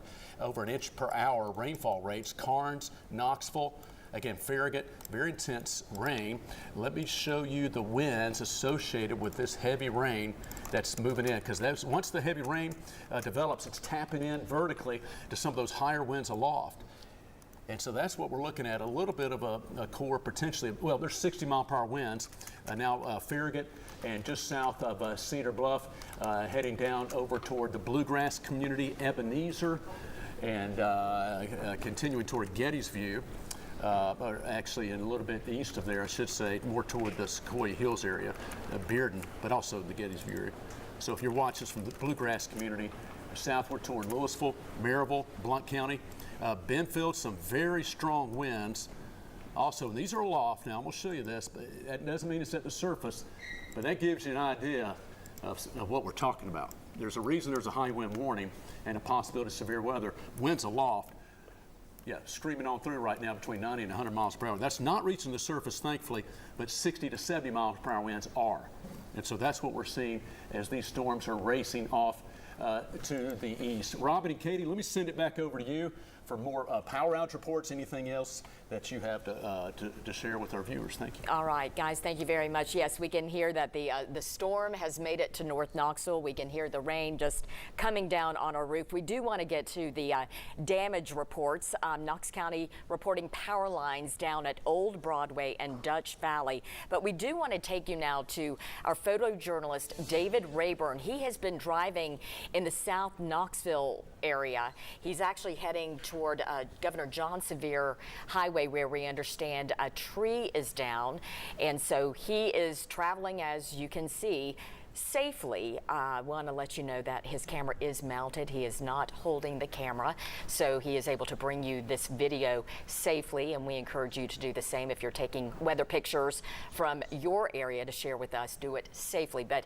as you can see, he is traveling right now and getting us to that area where we are told there is some damage caused by a downed tree. In Blount County, the Sheriff's Office is responding to some downed trees caused by the high winds, of course. So be very aware as you're traveling, because we saw some video earlier of I-75 in McMinn County that a tree is down in the interstate, so you do want to travel very, very safely. Right, never drive over those power lines or those downed trees at all. And we also want to show you some severe weather reminders from Knoxville Police. They tweeted these out just a little bit ago.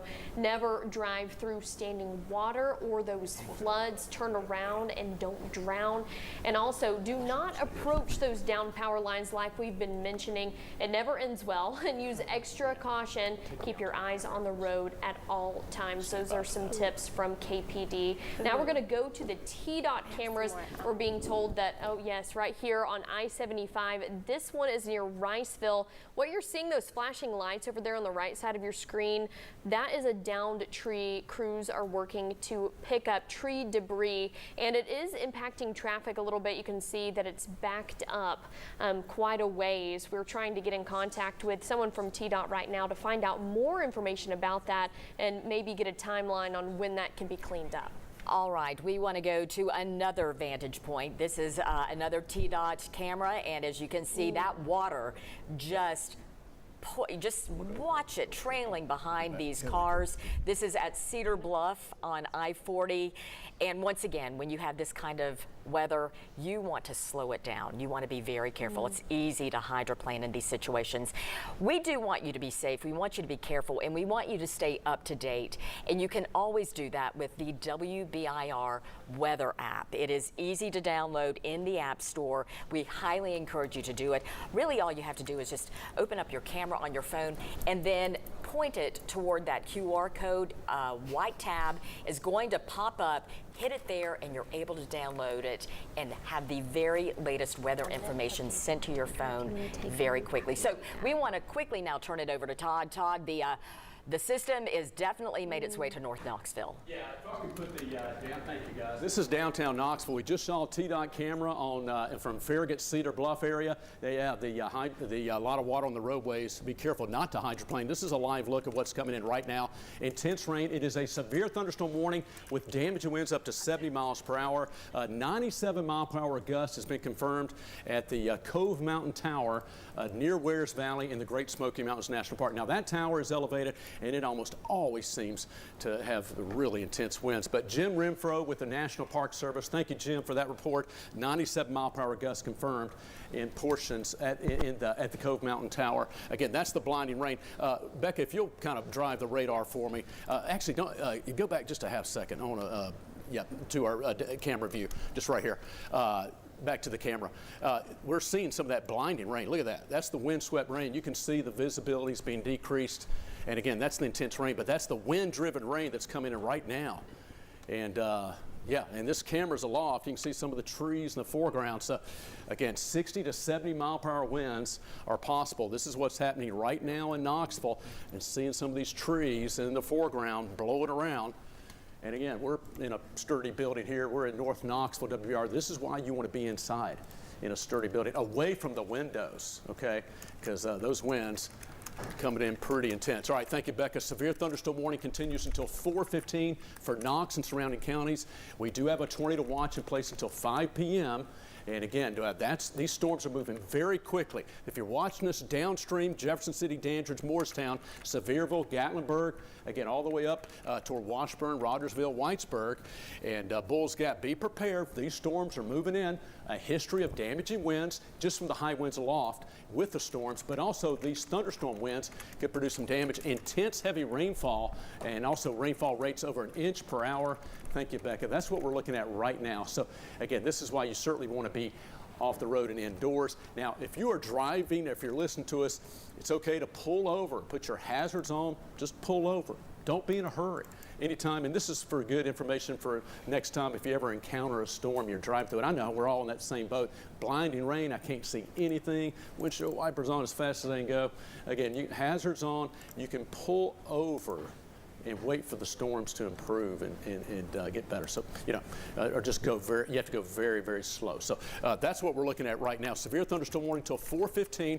Knoxville, Lenore City, Maryville, now into Sevier County. That warning being extended for Kodak, Seymour, and Pigeon Forge in Sevierville. I don't know, Becca, if you or Kaylee may work on this in a second. Actually, we have it ready. Our Parkway camera, we'll take that in a minute as well for Sevier County. Down to Tellico Plains, intense rain and high winds for you coming into Tellico Plains, Coker Creek, and down toward Indian Boundary. Also Madisonville, Vonore, and Greenback. You're seeing some intense storms. Now, northward, if you're watching us from Kentucky, Virginia, northern counties, you do not have any warnings in place. Again, the most intense storms, but they're strong, northern areas, most intense storms with 70 mile-per-hour damaging wind gusts possible right now in Knoxville, southward of Tellico Plains. There's our Parkway camera in Sevierville. Thank you, Becca. And those are the dark clouds looking back to the south. Again, these clouds just whoosh, racing on by, especially once you get aloft. The storm that's moving in is actually at kind of where I'm standing, if you will. The storm's going to be coming in like this. So behind the camera view, it'll be coming in from basically from left to right, if you will, or say that backwards from right to left. That's when the storm will be coming in. So yes, we'll continue to track that. Beck, I don't know if you want to, thank you. Actually, do you mind? Sure, you can go that way. That'll work. We'll go the long way. Hey, it's all good. Tomato, tomato, either way it'll work. But that's a look at those storms that are going to be coming into Sevier County. We're looking north now, and as far around, if it'll go as far around, if not, we may have to go the other way. But that's a look at that storm, it's coming in. We're kind of looking north-northwest now. Thank you, Becca. And that's what we're seeing. That storm that's going to be coming over the hill. This is the severe thunderstorm coming into northern portions of Sevier County. Boy, we hear the intense rain on our roof right now. Heavy rainfall rates and some strong wind gusts. One more time, Leanne. Okay, let's take a look at, and yes, several things we need to get to you real quick because everything's moving quickly. Again, we're just trying to show you as much as we can, folks. We want you to take cover, be in your safe place. We've got video from David Rayborn, who's now in Maryville in Blount County, and looks like he's right near the airport, not Maryville, the airport, Alcoa Highway. And he's just went by the Shoney's on the left, right road, tough intersection. The airport to the right, and that's at McGee Tyson right now. That's some intense rainfall. David, thank you for your view. You take your time, hang out in the right lane, and thank you for that view right there. That's what we're all seeing across much of Knox and Blount counties, moving into Sevier County right now. And as folks are doing a good job, always headlights on when raining. It's for your own benefit. And so, yeah, that's what we're looking at. David, driving south, McGee-Tyson Airport on the right, has some strong winds, heavy rainfall. You can see a lot of water on the roadways. All right, Kaylee, do you have that video ready? Yes, it is ready. Let me send it over. You got to take Max 2, guys. We have some video. Kaylee, I'll let your mic will be hot. I'll let you talk about what we're seeing here. Yeah, so this was sent in on our Facebook page over from Travis Dockery in the Madisonville area. We can see that the trampoline is moving very quickly because of those storms. Thank you for moving that banner. I was going to go in and edit that here real quick. I'll get that video looping one more time so you can see. We're seeing some very powerful wind gusts all across the region. You can see this video is in slow motion, by the way, but notice just how quick this trampoline is just moving because of these very gusty winds. We've seen wind gust reports anywhere between about 60 to even 70 miles an hour. And actually, Todd, while I have you guys from the National Weather Service chat, we got a couple of different things going on, a couple of different reports. Let's see, this one's in Maryville, Blount County, reported of trees uprooted or snapped. And also there is a roof blown off. Let's see here, Seymour Highway 411 at Carr Road. The ham radio antennas are damaged or destroyed, estimated around 55-mile-per-hour winds. I'll give you guys radar here so you can see what's going on in your town as I'm reading some of these reports. Also in Polk County, the Ducktown area, the lawn furniture and unsecured items are blown away by the winds. Small branches are breaking from the trees. And we also have a report from the Louisville area, about 2 inches an hour of the rain pouring down. So a lot of heavy rain moving down very quickly, but notice just behind that line, we are done with that very heavy rain and those very gusty winds as well. And we just got a report, thanks Leanne. We have reports right now about 10,000 people without power right now. You can see the power outages map right there. I believe that's just in Knox County, right?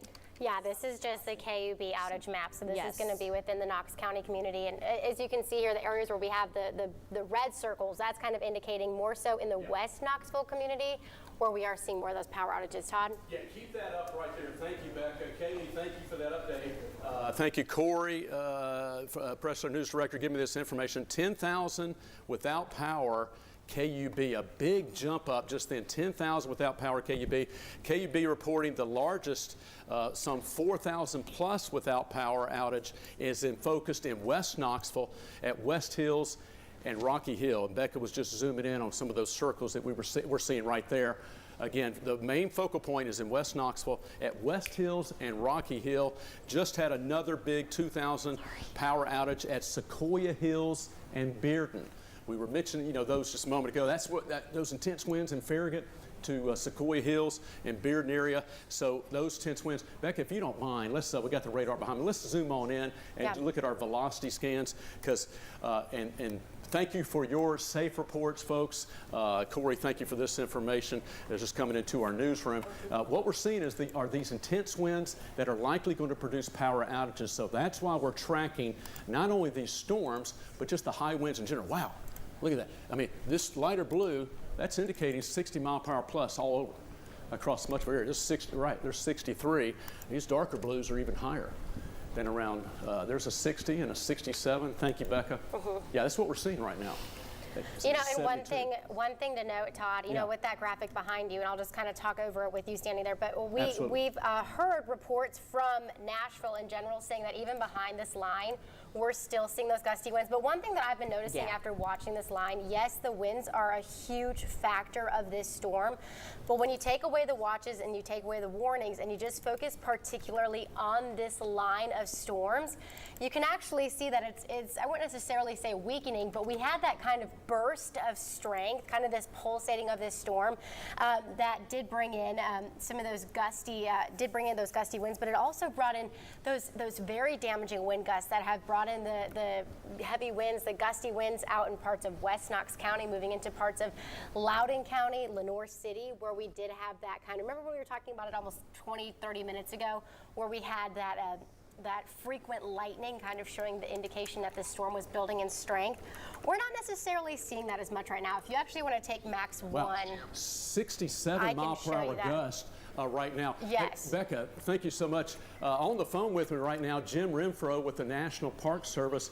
Jim, we're just here in the studio at Channel 10, and if you've got just a half second or two, you called me and reported a moment ago, and in the park, Cove Mountain, it's, I believe you said, a 97-mile-per-hour wind gust. Is that correct? Yep. Hey, Todd, it's Jim. Yeah, I'm just tracking less than an hour ago at Cove Mountain, 230, 97-mile-an-hour wind gust at Cove Mountain, which is above Weir's Valley, about 4,000 feet. Okay. And it's still, we got 30 minutes still roughly before the front gets, so winds keep accelerating. So, yeah, close to 100, 97 at 230. Wow. Jim, what about, thank you for that report, any damage from that you've seen within the park yet or so far? I have no reports. We've shut down the roads because of high wind warning, so hopefully everybody's safe. But we'll assess later after this event. No doubt about it. Jim Renfro with the National Park Service. Thank you, Jim. And again, live here on Channel 10. This is what we're looking at, our TDOT SmartWay camera, Interstate 40 at West Hills. A lot of water going through. That previous video you saw was south of Riceville, Interstate 75 south for a large tree down. Law enforcement diverting traffic around that. We have had the confirmation of these high winds. Again, Jim Renfro in the park, 97-mile-per-hour gust at Cove Mountain. That just coming in. Becca and Kaylee just updating us with the wind damage reports. And also KUB now had a big spike of power outages just jump up from West Hills, Rocky Hill, Sequoia Hills, and now into Bearden. And the concern, and this is David Rayborn, who's driving down through Blount County. I believe, if memory serves me correct, I believe we're going south into Maryville right now from Alcoa southbound. Well, there's Foothill Storage, so that's a major clue, and there's Maryville. Into Maryville, thank you, David, driving safely in the right lane with a lot of water on the road, no doubt. This is what we're seeing all across East Tennessee, and the reason we're giving you some of this long-form extended coverage, this is a high-impact system. It's not only the storms we're looking at moving through, but it's the high winds, a high wind warning, which is a rarity. We don't often see that, but it's causing power outages all along its path, and it's impacting most and many people in East Tennessee. So it's not, if it was a storm event, you focus on the individual storms, right? They don't impact everybody evenly. When you have a system with high winds that's just raking across the region, it impacts an area pretty much evenly, if you will. Everybody gets the high winds, and so everybody has the potential for some damage and unfortunately some power outages. Hopefully not. And again, here's what we're seeing. You saw that video a moment ago of the sunshine back out in Riceville and TDOT. Well, even though the sun's coming back out, you may have saw the camera blowing around a little bit, we're still looking at some intense winds just because the system is so strong. The system is still producing some high winds back behind the main line. The tornado watch has been canceled for Cumberland and Fentress. The main line is moving through the valley, and now it's moving from Knoxville toward Dandridge and continuing up toward Morristown. National Weather Service office in Morristown, specifically Alpha, got a real good bird's eye view of these storms coming in.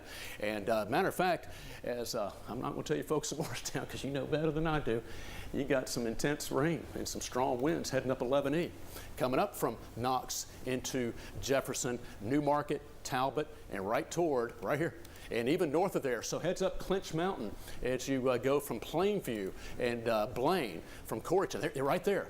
There's a look from Corrigan heading toward Blaine. That's 60-mile-per-hour plus winds, near 60. South of there's a 70-mile-per-hour velocity scan. And again, here's the next radar, the soccer ball in the sky, as we say. There's a 77-mile-per-hour scan. Where's that, Becca? Is that back in Oak Ridge? You know what's crazy, Todd, is this is after that line where we're seeing the gustiest winds is after that main line. Right there. After the main line. Yeah, Mike Witcher's been, thank you, Mike, for chiming in. Mike's also sampling and analyzing these storms. Becca, thank you so much. Mike was saying the same thing, that even though the sun's come back out, he's seen reports of these strong winds. We had two confirmed reports in Middle Tennessee, 79-mile-per-hour gust in Clarksville, well behind the line. In Springfield in Middle Tennessee had a 74-mile-per-hour peak gust. We got severe thunderstorm warning till 3:45, and this camera doesn't have a clock. That's for 12 more minutes for Anderson, Blount, Knox, and Sevier counties. And again, Corrigan, Farragut, Carnes, another city there. We're looking at these storms continuing to track on towards Sevierville and near Pigeon Forge. So again, those are the storms that are racing to the east. And matter of fact, you can look at this right here. There's a little bit of a Boeing segment right there. And that's going to, in East Knox County, so heads up from around Mascot, heads up Strawberry Plains, Thornhill, Pike, Drive. Heads up, Johnson University Todd, we in just northern got part our of first Sevier County. tornado warning. We got tornado warning? Yeah. Okay, zoom on in and let's get right to it. Can you read off the information? Just go ahead and read it off. And if you don't mind putting up that warning, we'll take a look at it. Yep. That's going to be for the far southern That's the valley. tornado one. Is that the one for down in North Carolina? Yeah, it is the one. So let's see. This is just coming off right now. So this Okay. is going to be I can read it over for, too. yeah, it's going to be for Cherokee County Yeah. and then basically the southeastern corner of Monroe County. So it is almost primarily way to our south, yes. I got it. Yeah, it's for, thank you, Becca, Monroe County until 4 p.m. It's far southern Monroe County. Yeah, Indian boundary, Bald River Falls, mountains. And I tell you what, Jim Renfro with the National Park Service just told us we had a 97-mile-per-hour gust near Wares Valley up in the park. So those very intense winds, just in general intense winds, even without the storm. But that's a new tornado warning for far southern Monroe County. Thank you, Becca. And that's in place until 4 p.m. And let me get more information on my phone as I read that off for you. And that's what we're looking at with this particular system as it's moving in to parts of Monroe County. So that's what we're looking at. Again, tornado warning, parts of Monroe County until 4 p.m. Located 2 miles to the northeast of Hiwassee Village in North Carolina, as it moves from parts of East Tennessee into portions of North Carolina. No hail, radar indicated tornado. And again, this will continue to move into portions of North Carolina. Severe storm capable of producing tornado was 7 miles northwest of Murphy. That's in North Carolina, moving northeast at 45. So it's kind of skirting southern portions of Monroe County. Becca, thank you so much. That's the first tornado warning, I believe that's correct, right? Yes. That we've had so far. We've had severe thunderstorm warnings that have been moving through, and we've had just the general high winds that have been producing damage. So that's what's happening down in Monroe County. All right, here's what's back in the valley. That's a brand new severe thunderstorm warning as well, isn't it, Becca? Yes, that is a Kaylee? brand new severe thunderstorm warning. Okay. If, do you mind Yes, hitting I'll get that information for you. question mark on that, and we'll query that, and also I'll look at that as well right here. But that's a new severe thunderstorm warning just coming down. And let's get the expiration on that. It'll pop up here in a sec. There until 4:15. Okay, for Hamlin, Jefferson, Knox, and Sevier County. So we were talking about a moment ago, National Weather Service Office, Morristown, Granger County, Jefferson County, Strawberry Plains, East Knox County. So from northeast Knox County, basically from Strawberry Plains, excuse me, up toward Blaine and Granger County, Thornhill, Washburn, Joppa. Again, continue to make its way up toward Bean Station and Rutledge in portions of Granger County, Clinch Mountain, but coming on down Jefferson City, New Market, Talbot, Morristown, and eventually toward Whitesburg. We're going to be seeing some of your areas being impacted. Again, Bainbury, Dandridge, I mentioned Jefferson City, New Market. Considerable tag is the threat on that. When they put a considerable tag on that, most severe thunderstorm warnings have 60-mile-per-hour damage and winds or higher possible. And we put a considerable tag. That is for 70-mile-per-hour winds. That's severe thunderstorm warning till 4:15. And that will take it out of Knox County, again, Jefferson Plains, and that being Strawberry Plains, excuse me, Corryton toward Jefferson City as it's moving to the east-northeast. So that's a look at that line. Kodak heads up, Seymour, again, northern Sevier County, and continuing up now into Jefferson County, Granger County, and perhaps southern sections of Claiborne County. You're seeing some intense storms. So Granger, Jefferson, Knox, Sevier, and the rest of Jefferson County into Hamlin County. Again, you're next in the path of these storms. Thank you. Look at that line right there. And again, when you see a line that's kind of wavy or bowing out, there's only one thing that makes that happen: wind, high winds. And so when you see that right there, seeing this a little bit of what we call a wind cloud behind it, when you see the winds pushing out like that, that's some intense winds. Strawberry Plains to Kodak. That's probably going to have some wind damage with it and some power outages. Speaking of which, Robin and Katie, if y'all have any more updated info, feel free to take it away and with the updates. But we just had the mention of the higher power outages coming in with KUB. I believe it was over 10,000 and 4,000 plus of that. 15,000 now. We're 15,000 power outages with KUB. A lot of that was West Hills, Rocky Hill, into the Actually, Sequoia now Hills. 20,000. At 20,000. 20,000 with KUB. I'm sorry, go ahead, Leanne. Robin, you take it away. Yes, thank you. Todd, thank you very much. Yeah, we're hearing about 20,000 KUB customers without power right now. Initially, we heard a big chunk of them. Yeah, about 4,000 in the West Hills, Rocky Hill area, 2,000 Bearden, Sequoia area. But you can only imagine those numbers are going up. So, yeah, this is going to continue to play out. We're going to have more outages as this line of storms just continues to push through. And be patient with crews too as they continue to work to get that power restored. They are really being safe and trying to make sure everyone else is safe as well. So we're going to go ahead and send things over to David Rayborn, our photojournalist, who is driving in Blount County now. You can just see that rain hitting the windshield and the wind blowing that rain all over the road too. We were looking at TDOT cameras a little earlier, and you can really see how the cars are having to move through and push through that rain. And as Todd mentioned a little earlier too, if you are out on the roads, if you feel unsafe, if you feel like the rain's a little too much, don't hesitate to pull over, put on your hazard lights, and wait it out if that's the way that you feel you would be the most safest. And yeah, just use extreme caution out there on the roadways. Again, David Rayborn, his camera is mounted in his car, so he is staying safe while he is showing us a live view out in Blount County. But it's really amazing to see. We started showing his shot around 2:30 today. There was hardly any rain on his windshield, and now it's just a world of difference. Yes, it has really definitely whipped up, if you will, if that's the right word, especially as far as the wind goes. But yes, he's taking us on a tour essentially of the East Tennessee region. Started in Knox County, now we are in Blount County. You can see the rain is still coming down.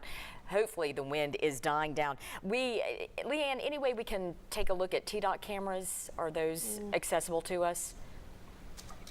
Okay, she's going to be pulling those up because earlier, as you can see, this is looking like it's close to downtown Alcoa Highway, and fortunately traffic is moving along, but once again be very careful because you can see that rain just trailing behind the cars. And now we're going to take you to West Hills, and once again this is a good scene. Exactly, the wind is still blowing, but clearly traffic is moving, but take it very, very carefully. We do want to talk about some reminders from the Knoxville Police Department. They say never drive through standing water. That is not going to end well. Turn around, don't drown, and don't approach downed power lines. Just keep vigilant and keep your eyes open on the road. And of course, you can always stay up to date with our weather app as well. So if you need to download that app, you can go to the App Store and do so for free. We have complete lists on our app and on our website where you can check to see power outages, where that damage is. If you do need to download it to stay updated and stay safe, scan that QR code on your phone and the yellow tab will pop up. Click on that and it'll walk you through how to get our app.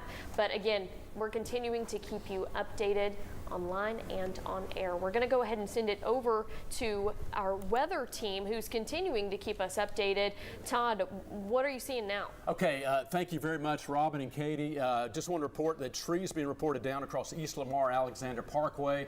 Kaylee, you're looking at information. Becca Sweet standing by. Becca, we'll get right to you in just a second. I wanted to show you our downtown Knoxville camera as we're still looking at some intense rains continue to move on in, and we'll kind of do a little bit of a pan around, and we can see this storm that it's making its way through Knoxville, and now we're looking at downtown. There's Gay Street, looking right down there, and this storm continues to now move into East Knox County, and so there's a look at kind of in the wake of the storm. Tell you what it almost looks like as well. Of course, that's a large pole to the left, but this is almost rainbow weather. After the rains go through, don't be surprised to see a beautiful rainbow. Just a side note. All right, we do have wind damage. 67 mile per hour peak wind gusts being reported at McGee-Tyson Airport. Severe thunderstorm warning is now continuing down into Monroe County. That was a tornado warning earlier. Madisonville getting some damage down in Monroe County from thunderstorm wind damage, and that's some of the latest we're seeing right now. And ORNL, screen just refreshed, reporting a 61 mile per hour peak wind gust at, just saw that coming in at ORNL in Anderson County. So that's a look at what we're seeing right now in downtown Knoxville. Becca, I will in just a second here send it over to you for an updated look at our radar. And the new warnings and information, I'll let you take it away right there. All right, thank you so much, Todd. Hey, good afternoon, everybody. So we've been tracking these storms now since the early part of the afternoon.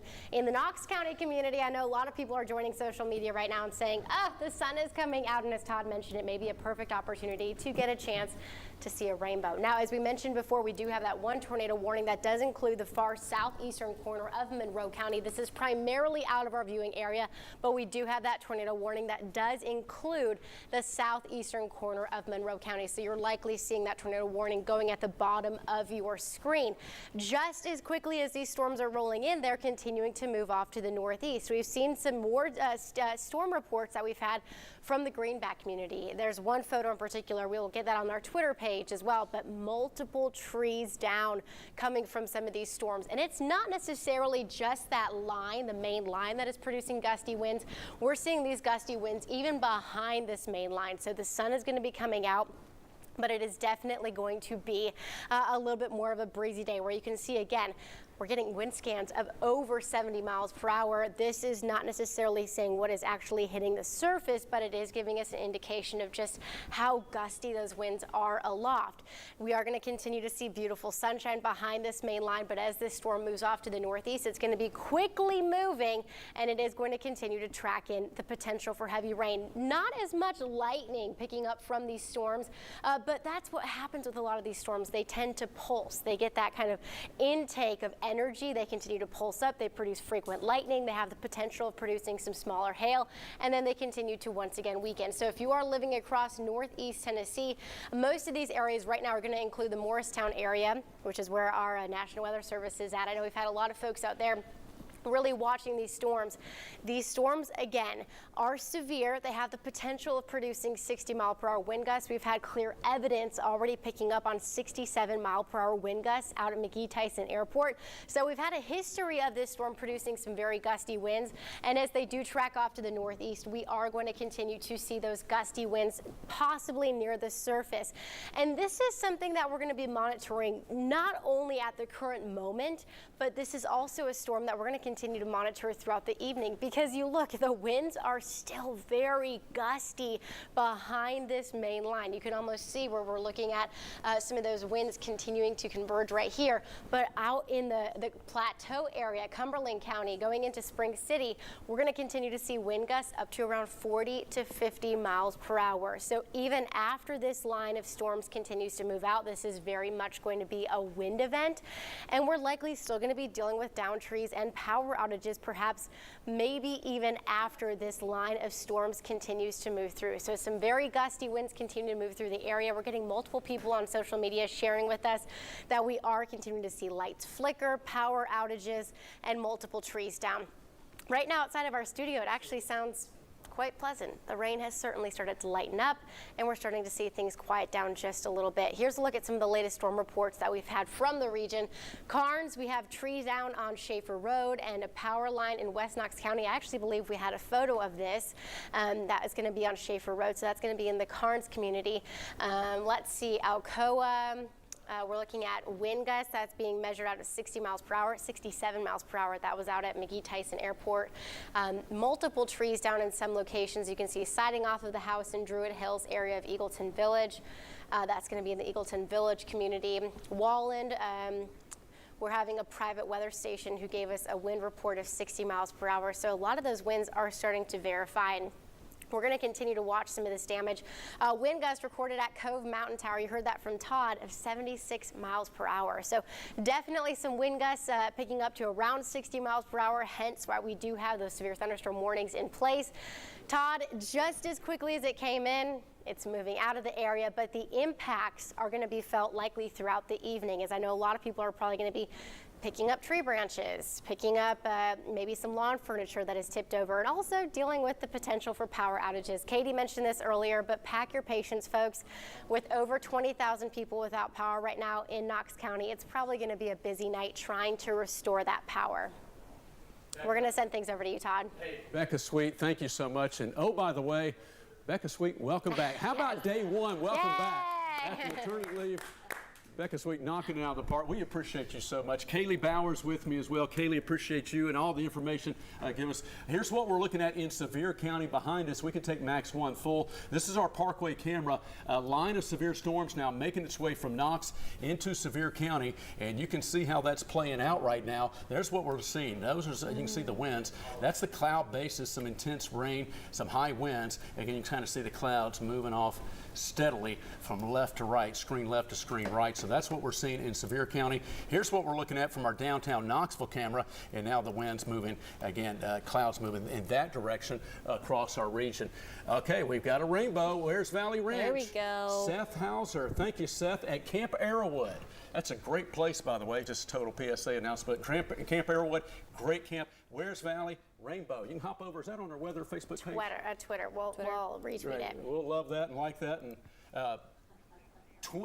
22,000 now without power at KUB. Thank you, Leanne. 22,000 now without power. Now, unfortunately, again, the storms have moved through Knoxville, but we're still looking at some elevated wind gusts across our region, and that's one of the main concerns, as we still have this high wind warning that is going to be in place. So again, we can come back out to our Max 1 system, and 22,000 now without power.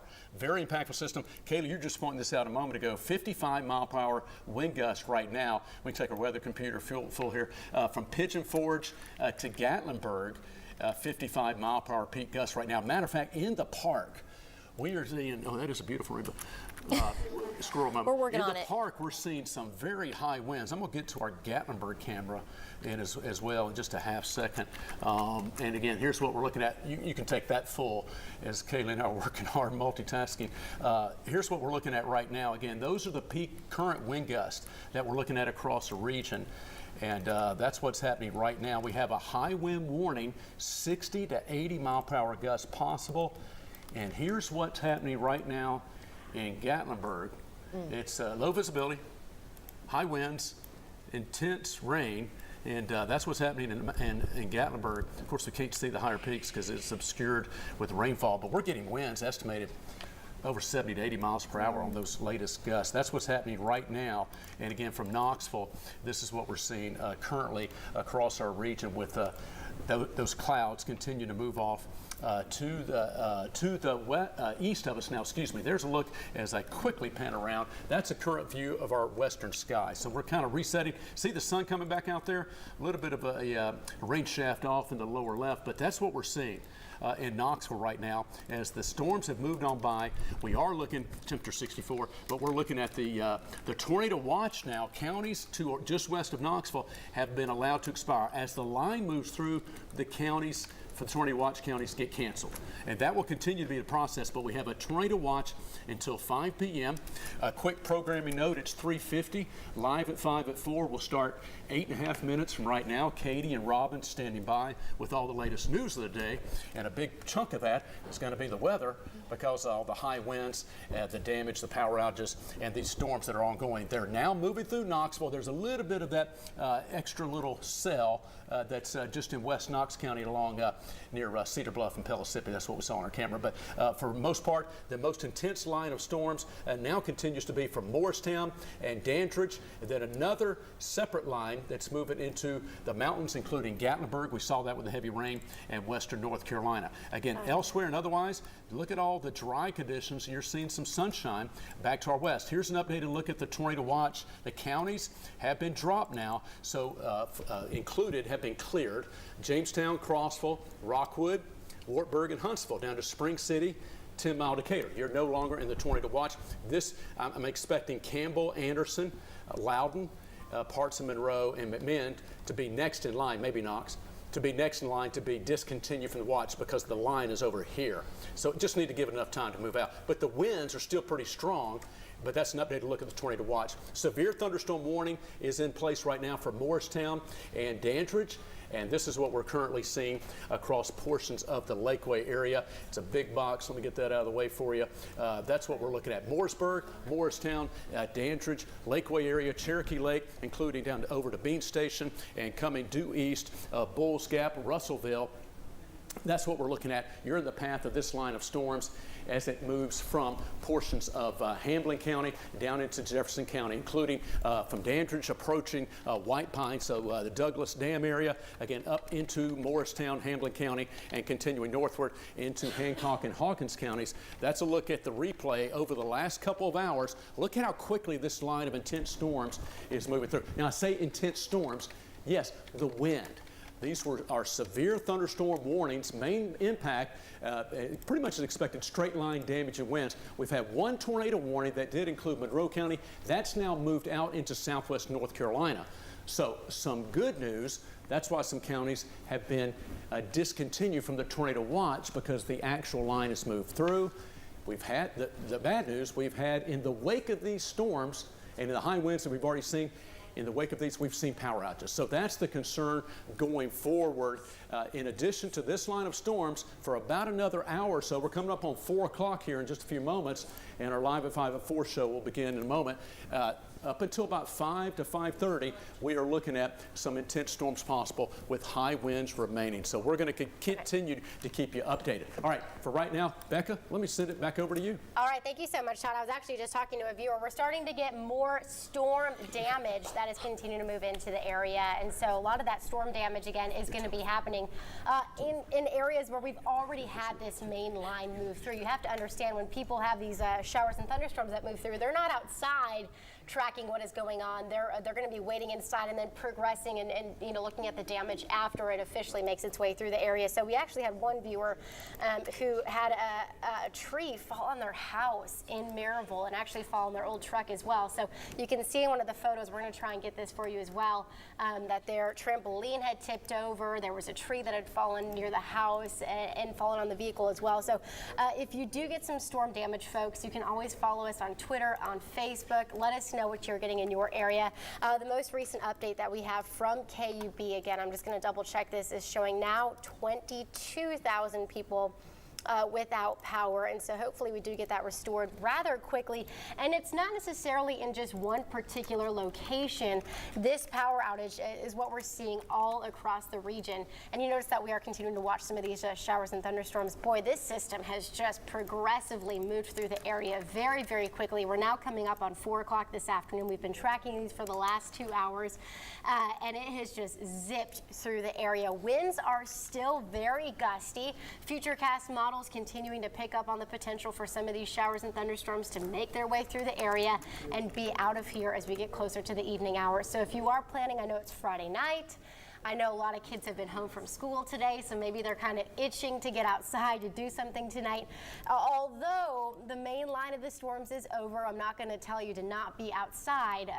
The main threat after this line moves through is going to be potentially just some storm damage. Trees down, power outages, and just continuing to watch that. You know, we get colder after this line, Todd. We get much cooler as we head throughout the day tomorrow, so maybe get outside today while you can. But certainly something that we're going to continue to watch. You actually have that picture, Yes. Kaylee, if we want to take up Max on 2, Max please. 2. This is the house that we had. It was shared to us by Whitney over on our Facebook page, but you can see we have the trampoline that is tipped over. It's next to some playground equipment. And then off in the background, we do have, I don't know Max if it's 2, one please. tree Full Max or if 2. it Yes. is 2 trees that is tipped over on that house, but we'll try and get that picture up for There we you. go. Again, that's just another look at some of the storm damage that we've had.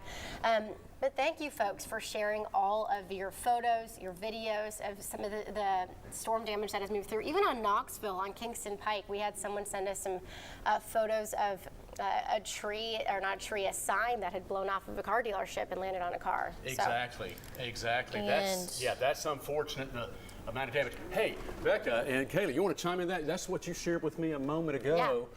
Beautiful rainbow in Wares Valley. Is that Seth Hauser? That's what you were sharing Yes. a moment ago. Yes, absolutely gorgeous. And you know, this has been fun, Todd. This has been a fun event to cover. I hope a lot of people actually stayed rather safe from the storm. Thankfully, we had Yes. no major tornado warnings from it Yeah, I mean, come into our area just yet. Yeah, just yet. That, you know, the number one concern, we've had the high winds and power outages.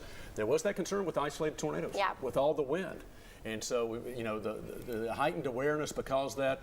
And again, that's, Yeah, that's a double whammy with the trampoline and the tree on the house in Maryville with that particular view.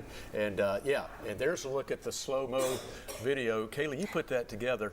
You did a nice job with that, by the way. Thank you. That tells a story. I mean, look at that. Yeah, that's some pretty intense winds that can pick up trampolines and scoot the ball by. You know, I guess unfortunate for the trampoline, but at least it was an open field and not anything or anybody trying to get away from that. We come back to Max 1. Thank you so much, guys. And a nice after the storm rainbow to end with here. Here's a look at our Gatlinburg camera. You can see the heavy rainfall falling in the foreground. And we take you back to downtown Knoxville. To the right, we've got the sunshine, but we're still looking at some heavy rainfall that's coming into Knoxville with temperatures in the mid-60s. We've seen these gusty winds. A high wind warning is going to continue as we go through this evening. Matter of fact, and technically until 3 a.m. So here's the story.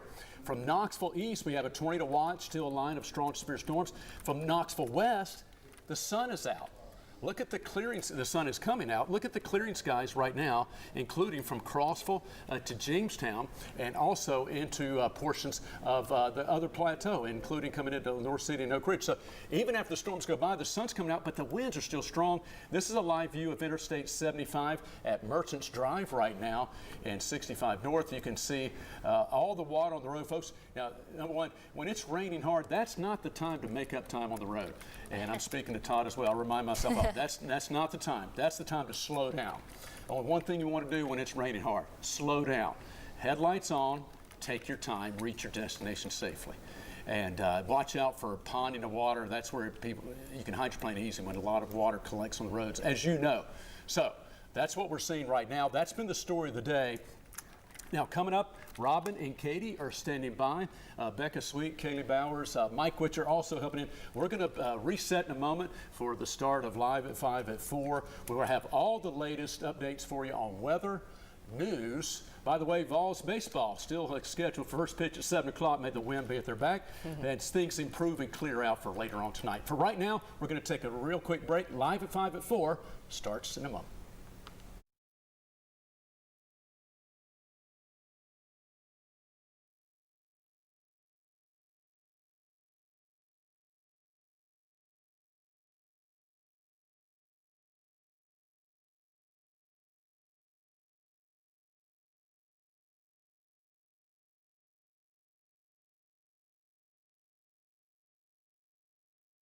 Thank you so much for joining us. We are continuing to follow strong storms that have been pushing through East Tennessee all afternoon. Our coverage started right at 2 o'clock and it's 4 o'clock and we're still going. We do have some video we want to show you shortly of the damage that has been caused by the storms. But we do want to talk about, well, let's talk about this video. And this says it all. Trees coming down throughout the region, oftentimes hitting power lines, cases of other situations in which downed trees are creating a lot of damage. So this is video from Pikeville, Kentucky, we are told, from Kayla Workman. So we always want to be very careful. You always want to be very careful in these situations in which trees are dealing. Sometimes they're weak, sometimes in these situations they come down. So always be very aware in these situations. And we also want to mention that there are 22,000 people without power right now in Knox County. That's according to KUB. And crews are working to get that power back on. There's a lot of power outages out in the west part of Knoxville. But we want to bring in our chief meteorologist, Todd Howell, who has been following this system. Todd, along with our whole weather team, has been keeping you all updated so you can stay safe. Hey, Todd. Absolutely. Katie, Robin, thank you so much. Becca Sweet here with me, back from maternity leave, day one. How about that? First day back covering severe weather, high winds, and power outages. Thank you, Becca. Kaylee Bowers also here with me. Mike Witcher has been with us throughout the day. Matter of fact, Mike's had a long day, up early this morning, and with the coverage on that and continuing to track these storms. These are the latest wind gusts. Knoxville, we had a peak wind gust earlier of 67 miles per hour. So we do have a 10 weather impact day continuing. Number one for the high winds, and that's really been one of the main focal points of this storm system. The high winds, the high wind warning that continues to be in place. It's been in place until 3 a.m. Saturday. Again, I'll update that, 3 a.m. Saturday. The winds are going to stay strong through the evening, but they'll start to relax after about 8, 9, 10 p.m. later this evening. But 60, 70, maybe 80 mile per hour gusts. We've had a confirmation of a 97 mile per hour peak wind gust at Cove Mountain Tower near Wares Valley in the Great Smoky Mountains National Park. Jim Renfro with the National Park Service with that report. And we've had confirmation of 50, I just mentioned 67 mile per hour gusts in Knoxville, 50, 60, 70 mile per hour plus gusts. Now here's the updated look at the tornado watch that's still in place till 5 p.m. It's mainly going to be for the eastern half of the region now where the line of storms that I'm about to show you is pretty much located. Generally it's east of Knoxville now. Again, back to the west of Knoxville, tornado watches counties have been discontinued, and we'll likely see, I'm going to kind of draw in here, we're probably going to see these next counties being discontinued, including shortly, including Monroe, McMinn, Loudoun, maybe Blount, Knox, Anderson, and Campbell County. So the reason the line of storms has just passed by. But everywhere else, eastern half of East Tennessee, including Upper East Tennessee, we have a level 3 enhanced risk for storms. We take you live to our Gatlinburg camera. Heaviest rains now moving on through into North Carolina. Wow, look at that shot. No wonder rainbows are forming. After the storms go through, when it's later in the day or early in the day, the sun is low on the horizon, you get rainbows forming. But this is the sunshine that's coming back out after the storms. But even with the clearing skies, we're still looking at the high winds. Winds are southwest at 28 at the airport. So there's the clearing skies for the western half of East Tennessee. And there's the tornado watch with that current line of storms. Strongest storms right now are located across portions of Upper East Tennessee from Dandridge, Morristown, Rogersville, heads up Hancock, Hawkins, Hamblin, and into Greene counties. Another batch of strong storms from Sevier County, and a lot of that's moving over through the park, Great Smoky Mountains National Park, into North Carolina. Again, as we look back to our west, that's where we're seeing the clearing. So the sunshine is back out, but it's not a calm, let's have a picnic day. You're still looking at some pretty intense winds, even behind the line of storms. They've been experiencing this in Nashville as well. Parts of Nashville area has seen 70 mile per hour plus winds even after the line of storms went through and clearing. So that's the high wind warning that's still in place. Let me show you our future cast as we'll move forward of what we are expecting for going from this point forward at 4:04 now. There we go. Between right now and 5 p.m., the current line is making its way into Upper East Tennessee. Again, everything's moving fast. The line of storms has already moved through Knoxville. Again, and if you're watching this now in the Morristown, Rogersville, Greenville area, Newport, these storms are going to blow in and blow out very quickly. The problem is, in the wake of this line of storms, probably looking at some pockets of wind damage and some power outages. That's what we've been seeing as far as the history of this line. It has produced power outages all along its path. The good news, though, we're going to see the winds relax later on tonight. And oh, by the way, we'll talk more about this in our full weather coming up. The weekend looks absolutely gorgeous. All right, so we're talking about a cool down coming, but also some improving weather conditions as we go late tonight into our Saturday. Robin and Katie, I'll send it back over to you now for much more of the weather and news of the day, and we'll be back with a full look at your forecast for the rest of tonight, including that weekend coming up. All right, Todd, thank you very much. We do have some weather-related news to get to. This is a live look from Alcoa, where we are told first responders are on the scene of a tree that fell on a person. Now, a photographer just got there. He's getting oriented. That's why you're seeing a little craziness right there. But once again, first responders responding to the scene of a tree that fell on a person. Now, most importantly, these are minor injuries, we are told, so that is good to hear. Alcoa Fire Department and AMR, they are there, and we will take you back to the scene if if that becomes available. So he is definitely just getting there, getting oriented. We'll bring you back to the scene when we can. And you can always stay updated with the 10 News app. You can find out all you need to know about the severe weather alerts with our app. You can also scan that QR code on your screen now. It's free to download in the App Store. Just scan it with your camera. A yellow tab will pop up and it'll take you to the spot to download it. And we want to check the roads. So right now we are heading out. This is I-40 at Alcoa. Is that correct, Leanne? Is that that's maybe, looks like maybe the West Hills exit. Actually, this is 75 at Merchants, and we are happy to see this. Traffic is moving along. No issues to report. Let's hope that continues. But once again, because there has been so much rain on the road, you definitely want to take it slow because you can hydroplane easily. Okay, let's look at I-40 at West Hills. Much the same situation there. No major issues to report in the Knoxville area. We did hear earlier of some situations on I-75 in McMinn County where actually a tree had fallen into the interstate. There were police there to divert traffic, but have not heard of any other major situations on our roads since then. And there are multiple road closures in the Great Smoky Mountains National Park because of that weather and dangerous driving conditions. We know Little River Road from Townsend to the Visitor Center, Foothills Parkway, that new and the old part, Cades Cove Loop Road and Laurel Creek Road, those are all closed right now due to weather, and because there are so many tall trees out there, you don't want to be driving in that area right now at risk of something falling on your car and potentially hurting you as well. Clearly that's happened this afternoon as far as the trees. We've been so wet. Trees are maybe unstable, and thus when you combine that with the wind, you get fallen trees. All right, let's get a roundup now of damage across the area that we're hearing about. The western end of our area, the Fentress, Cumberland, Morgan County area, we are getting reports of downed trees there. To the valley, some power lines down in Knox County.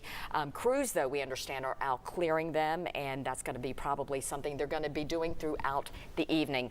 And then to Loudoun County now, we understand that some roads are blocked. This is mostly in the Tellico Village, Greenback area.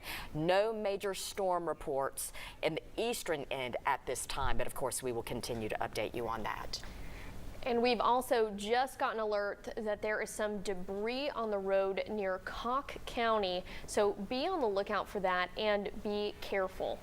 And right now also we want to go to our outage map. You can see all of those specks there are where people have lost power. We have over 22,000 people without power in Knox County. That's according to KUB. This is their outage map there. A lot of those outages happening in the western part of Knoxville. That's right, the West Hills area, the Bearden area, Sequoia area. All right, we want to get the very latest on the weather situation playing out right now. With that, we are going to turn to Chief Meteorologist Todd Howe. The whole team has been here this afternoon, Todd, but we want to see what the situation is at 4:08 right now. 4:08 in the afternoon, and at 3:30 a.m. this morning, Mike Witcher was up and at 'em doing Facebook Live and reports from early this morning talking about the potential what was coming our way. So it has been a long and active weather day. Hopefully you're having a good, safe Friday. Good afternoon to you. Storms have moved through. Still got some high winds. It will be improving later on tonight, and the weekend looks beautiful. Give you some good news up front. Storm reports. We have seen wind damage reports, numerous. These are wind damage reports, power outage reports, reports of some tree damage, and so far that's been the two main impacts: the high winds and the potential for power outages. Let's reset and look at the big picture. Strongest storms right now are making their way into upper East Tennessee. A secondary line of showers just to the east of Knoxville. The one thunderstorm warning we have right now for East Tennessee includes Morristown, and so right now this particular severe thunderstorm warning for Granger, portions of Hawkins into Hamblin, Jefferson, and Greene counties. Again, other spotty showers now moving east to Knoxville, but improving conditions for the valley. That's a look at the last couple of hours. As this line of storms made its way from the plateau in the valley, we did have some intense winds. Our velocity scans were showing 60 to 70 mile per hour plus winds all along the path of this, and unfortunately these storms, look at that, they really intensified across parts of Roane, Monroe, Meigs, Loudoun, parts of Blount, Knox County. Again, that's when the storms really intensified, going up into Jefferson, Granger counties, and Sevier, and now a little bit more of an acceleration, as you can see. That's just the history. It's definitely sped up some. In Knoxville, Strawberry Plains, you had some intense winds earlier in East Knox County, up into Jefferson and Granger counties. Again, there's the severe thunderstorm warning. 4:15, just a few more minutes for Bulls Gap, Mooresburg, Morristown, and Whitesburg, and these storms will continue to move out. After about 5 to 6 p.m., we're looking much better. Windy this evening, but much better by tonight and Saturday. Stay with us. Much more of Live at 5 at 4 when we come back after this break. Hey folks, it's Cougar from Rusty Wallace Nissan on Clinton Highway. Thank you.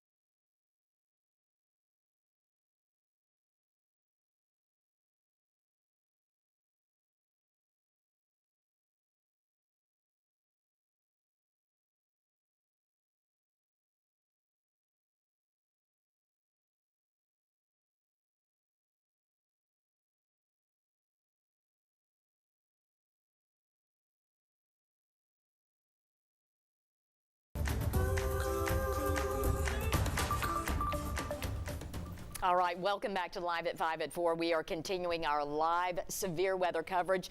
Todd, bring us up to date. Where are things standing right now as this storm has just made its way all afternoon across the state? Yeah, well, exactly. The storms have moved out. We've got sunshine coming out. A 10 weather impact day that's going to continue through this evening, though, because a high wind warning is still going to be in place through this evening. And it's the general high winds that continues to be an issue. Gusty winds up to 67 miles per hour earlier, confirmed peak wind gust in Knoxville. Right now, a 51 mile per hour gust being reported in Maryville, and some higher wind gusts where you see the darker red colors. 51 mile per hour gust in Jamestown. Now, let me point that out. So Jamestown, 51. See, a lot of these gusty winds, again, it's still a windy day all over. Yeah, so that's what we're seeing on the plateau, even though the sun is coming back out along the Cumberland Plateau. So here's what we're seeing on the latest satellite and radar. See that? You're in the clear from Jamestown, Huntsville, Wartburg, and Crossville. I say in the clear as far as the actual, weather goes. The storms have moved out, skies are clearing, but you're still seeing some strong wind gusts. This is exactly what they've been seeing back in Nashville area as well. I want to expand out and look at the big picture. Nashville's had numerous reports of 70 mile per hour plus wind gusts, and some of those higher wind gusts were even after the main line of storms went through, like right there with the clearing line. So that's the heads up for Knoxville and in East Tennessee, from Crossville to Knoxville and all of our area and in between. Even though the skies are clearing, we do have the potential to see some of those stronger wind gusts. Let me take you back to the tornado watch. You see the counties in red across the eastern half of our region. Here's an updated look at the map. Again, we're expecting counties include, it's just a matter of time, the final line moving through. But as far as the actual storms go, again, they are moving out of the region over the next hour. Still in upper East Tennessee, so we still have the tornado watch in place. The warning for Morristown just expired at 4:15 right now. So we do not have any current warnings as far as storms go in East Tennessee. We still have the watch in place till 5 p.m. because we still have some of the active weather moving through, but no current warnings. But we still have the high wind warning through late tonight. So again, that's what we're looking at. Storms are moving out with less than an hour from now as far as upper East Tennessee. They have already moved out in the valley and crossed on the plateau, but the high winds are going to remain even though we're seeing the clearing. So that's kind of the telltale sign of what we're looking at right now. There's a look at some of those scattered showers, Strawberry Plains to Seymour. Again, more of your gusty showers. Again, Morristown, Mooresburg, Whitesburg, Rogersville, Churchill. If you're watching us from northern Hawkins County, you got some strong showers and some gusty winds, heavy rainfall along Interstate 81. But again, our model kind of catching up now. That's what we're looking at. It's about 45 minutes slow because that shows 5 p.m. and here we are at 4:15. That's pretty much where they are right now. It didn't do a bad job, just a little slow. And after about 5 to 6 p.m., though, they're out of here. They're in Virginia and North Carolina. We've got the clearing this evening, and the sun will set, I think, about 6:34. So, and it's going to be a nice sunset, but it's going to be windy still this evening. So continue to be safe on the roads with the water and the wind for high-profile vehicles. A windy evening will still be impactful.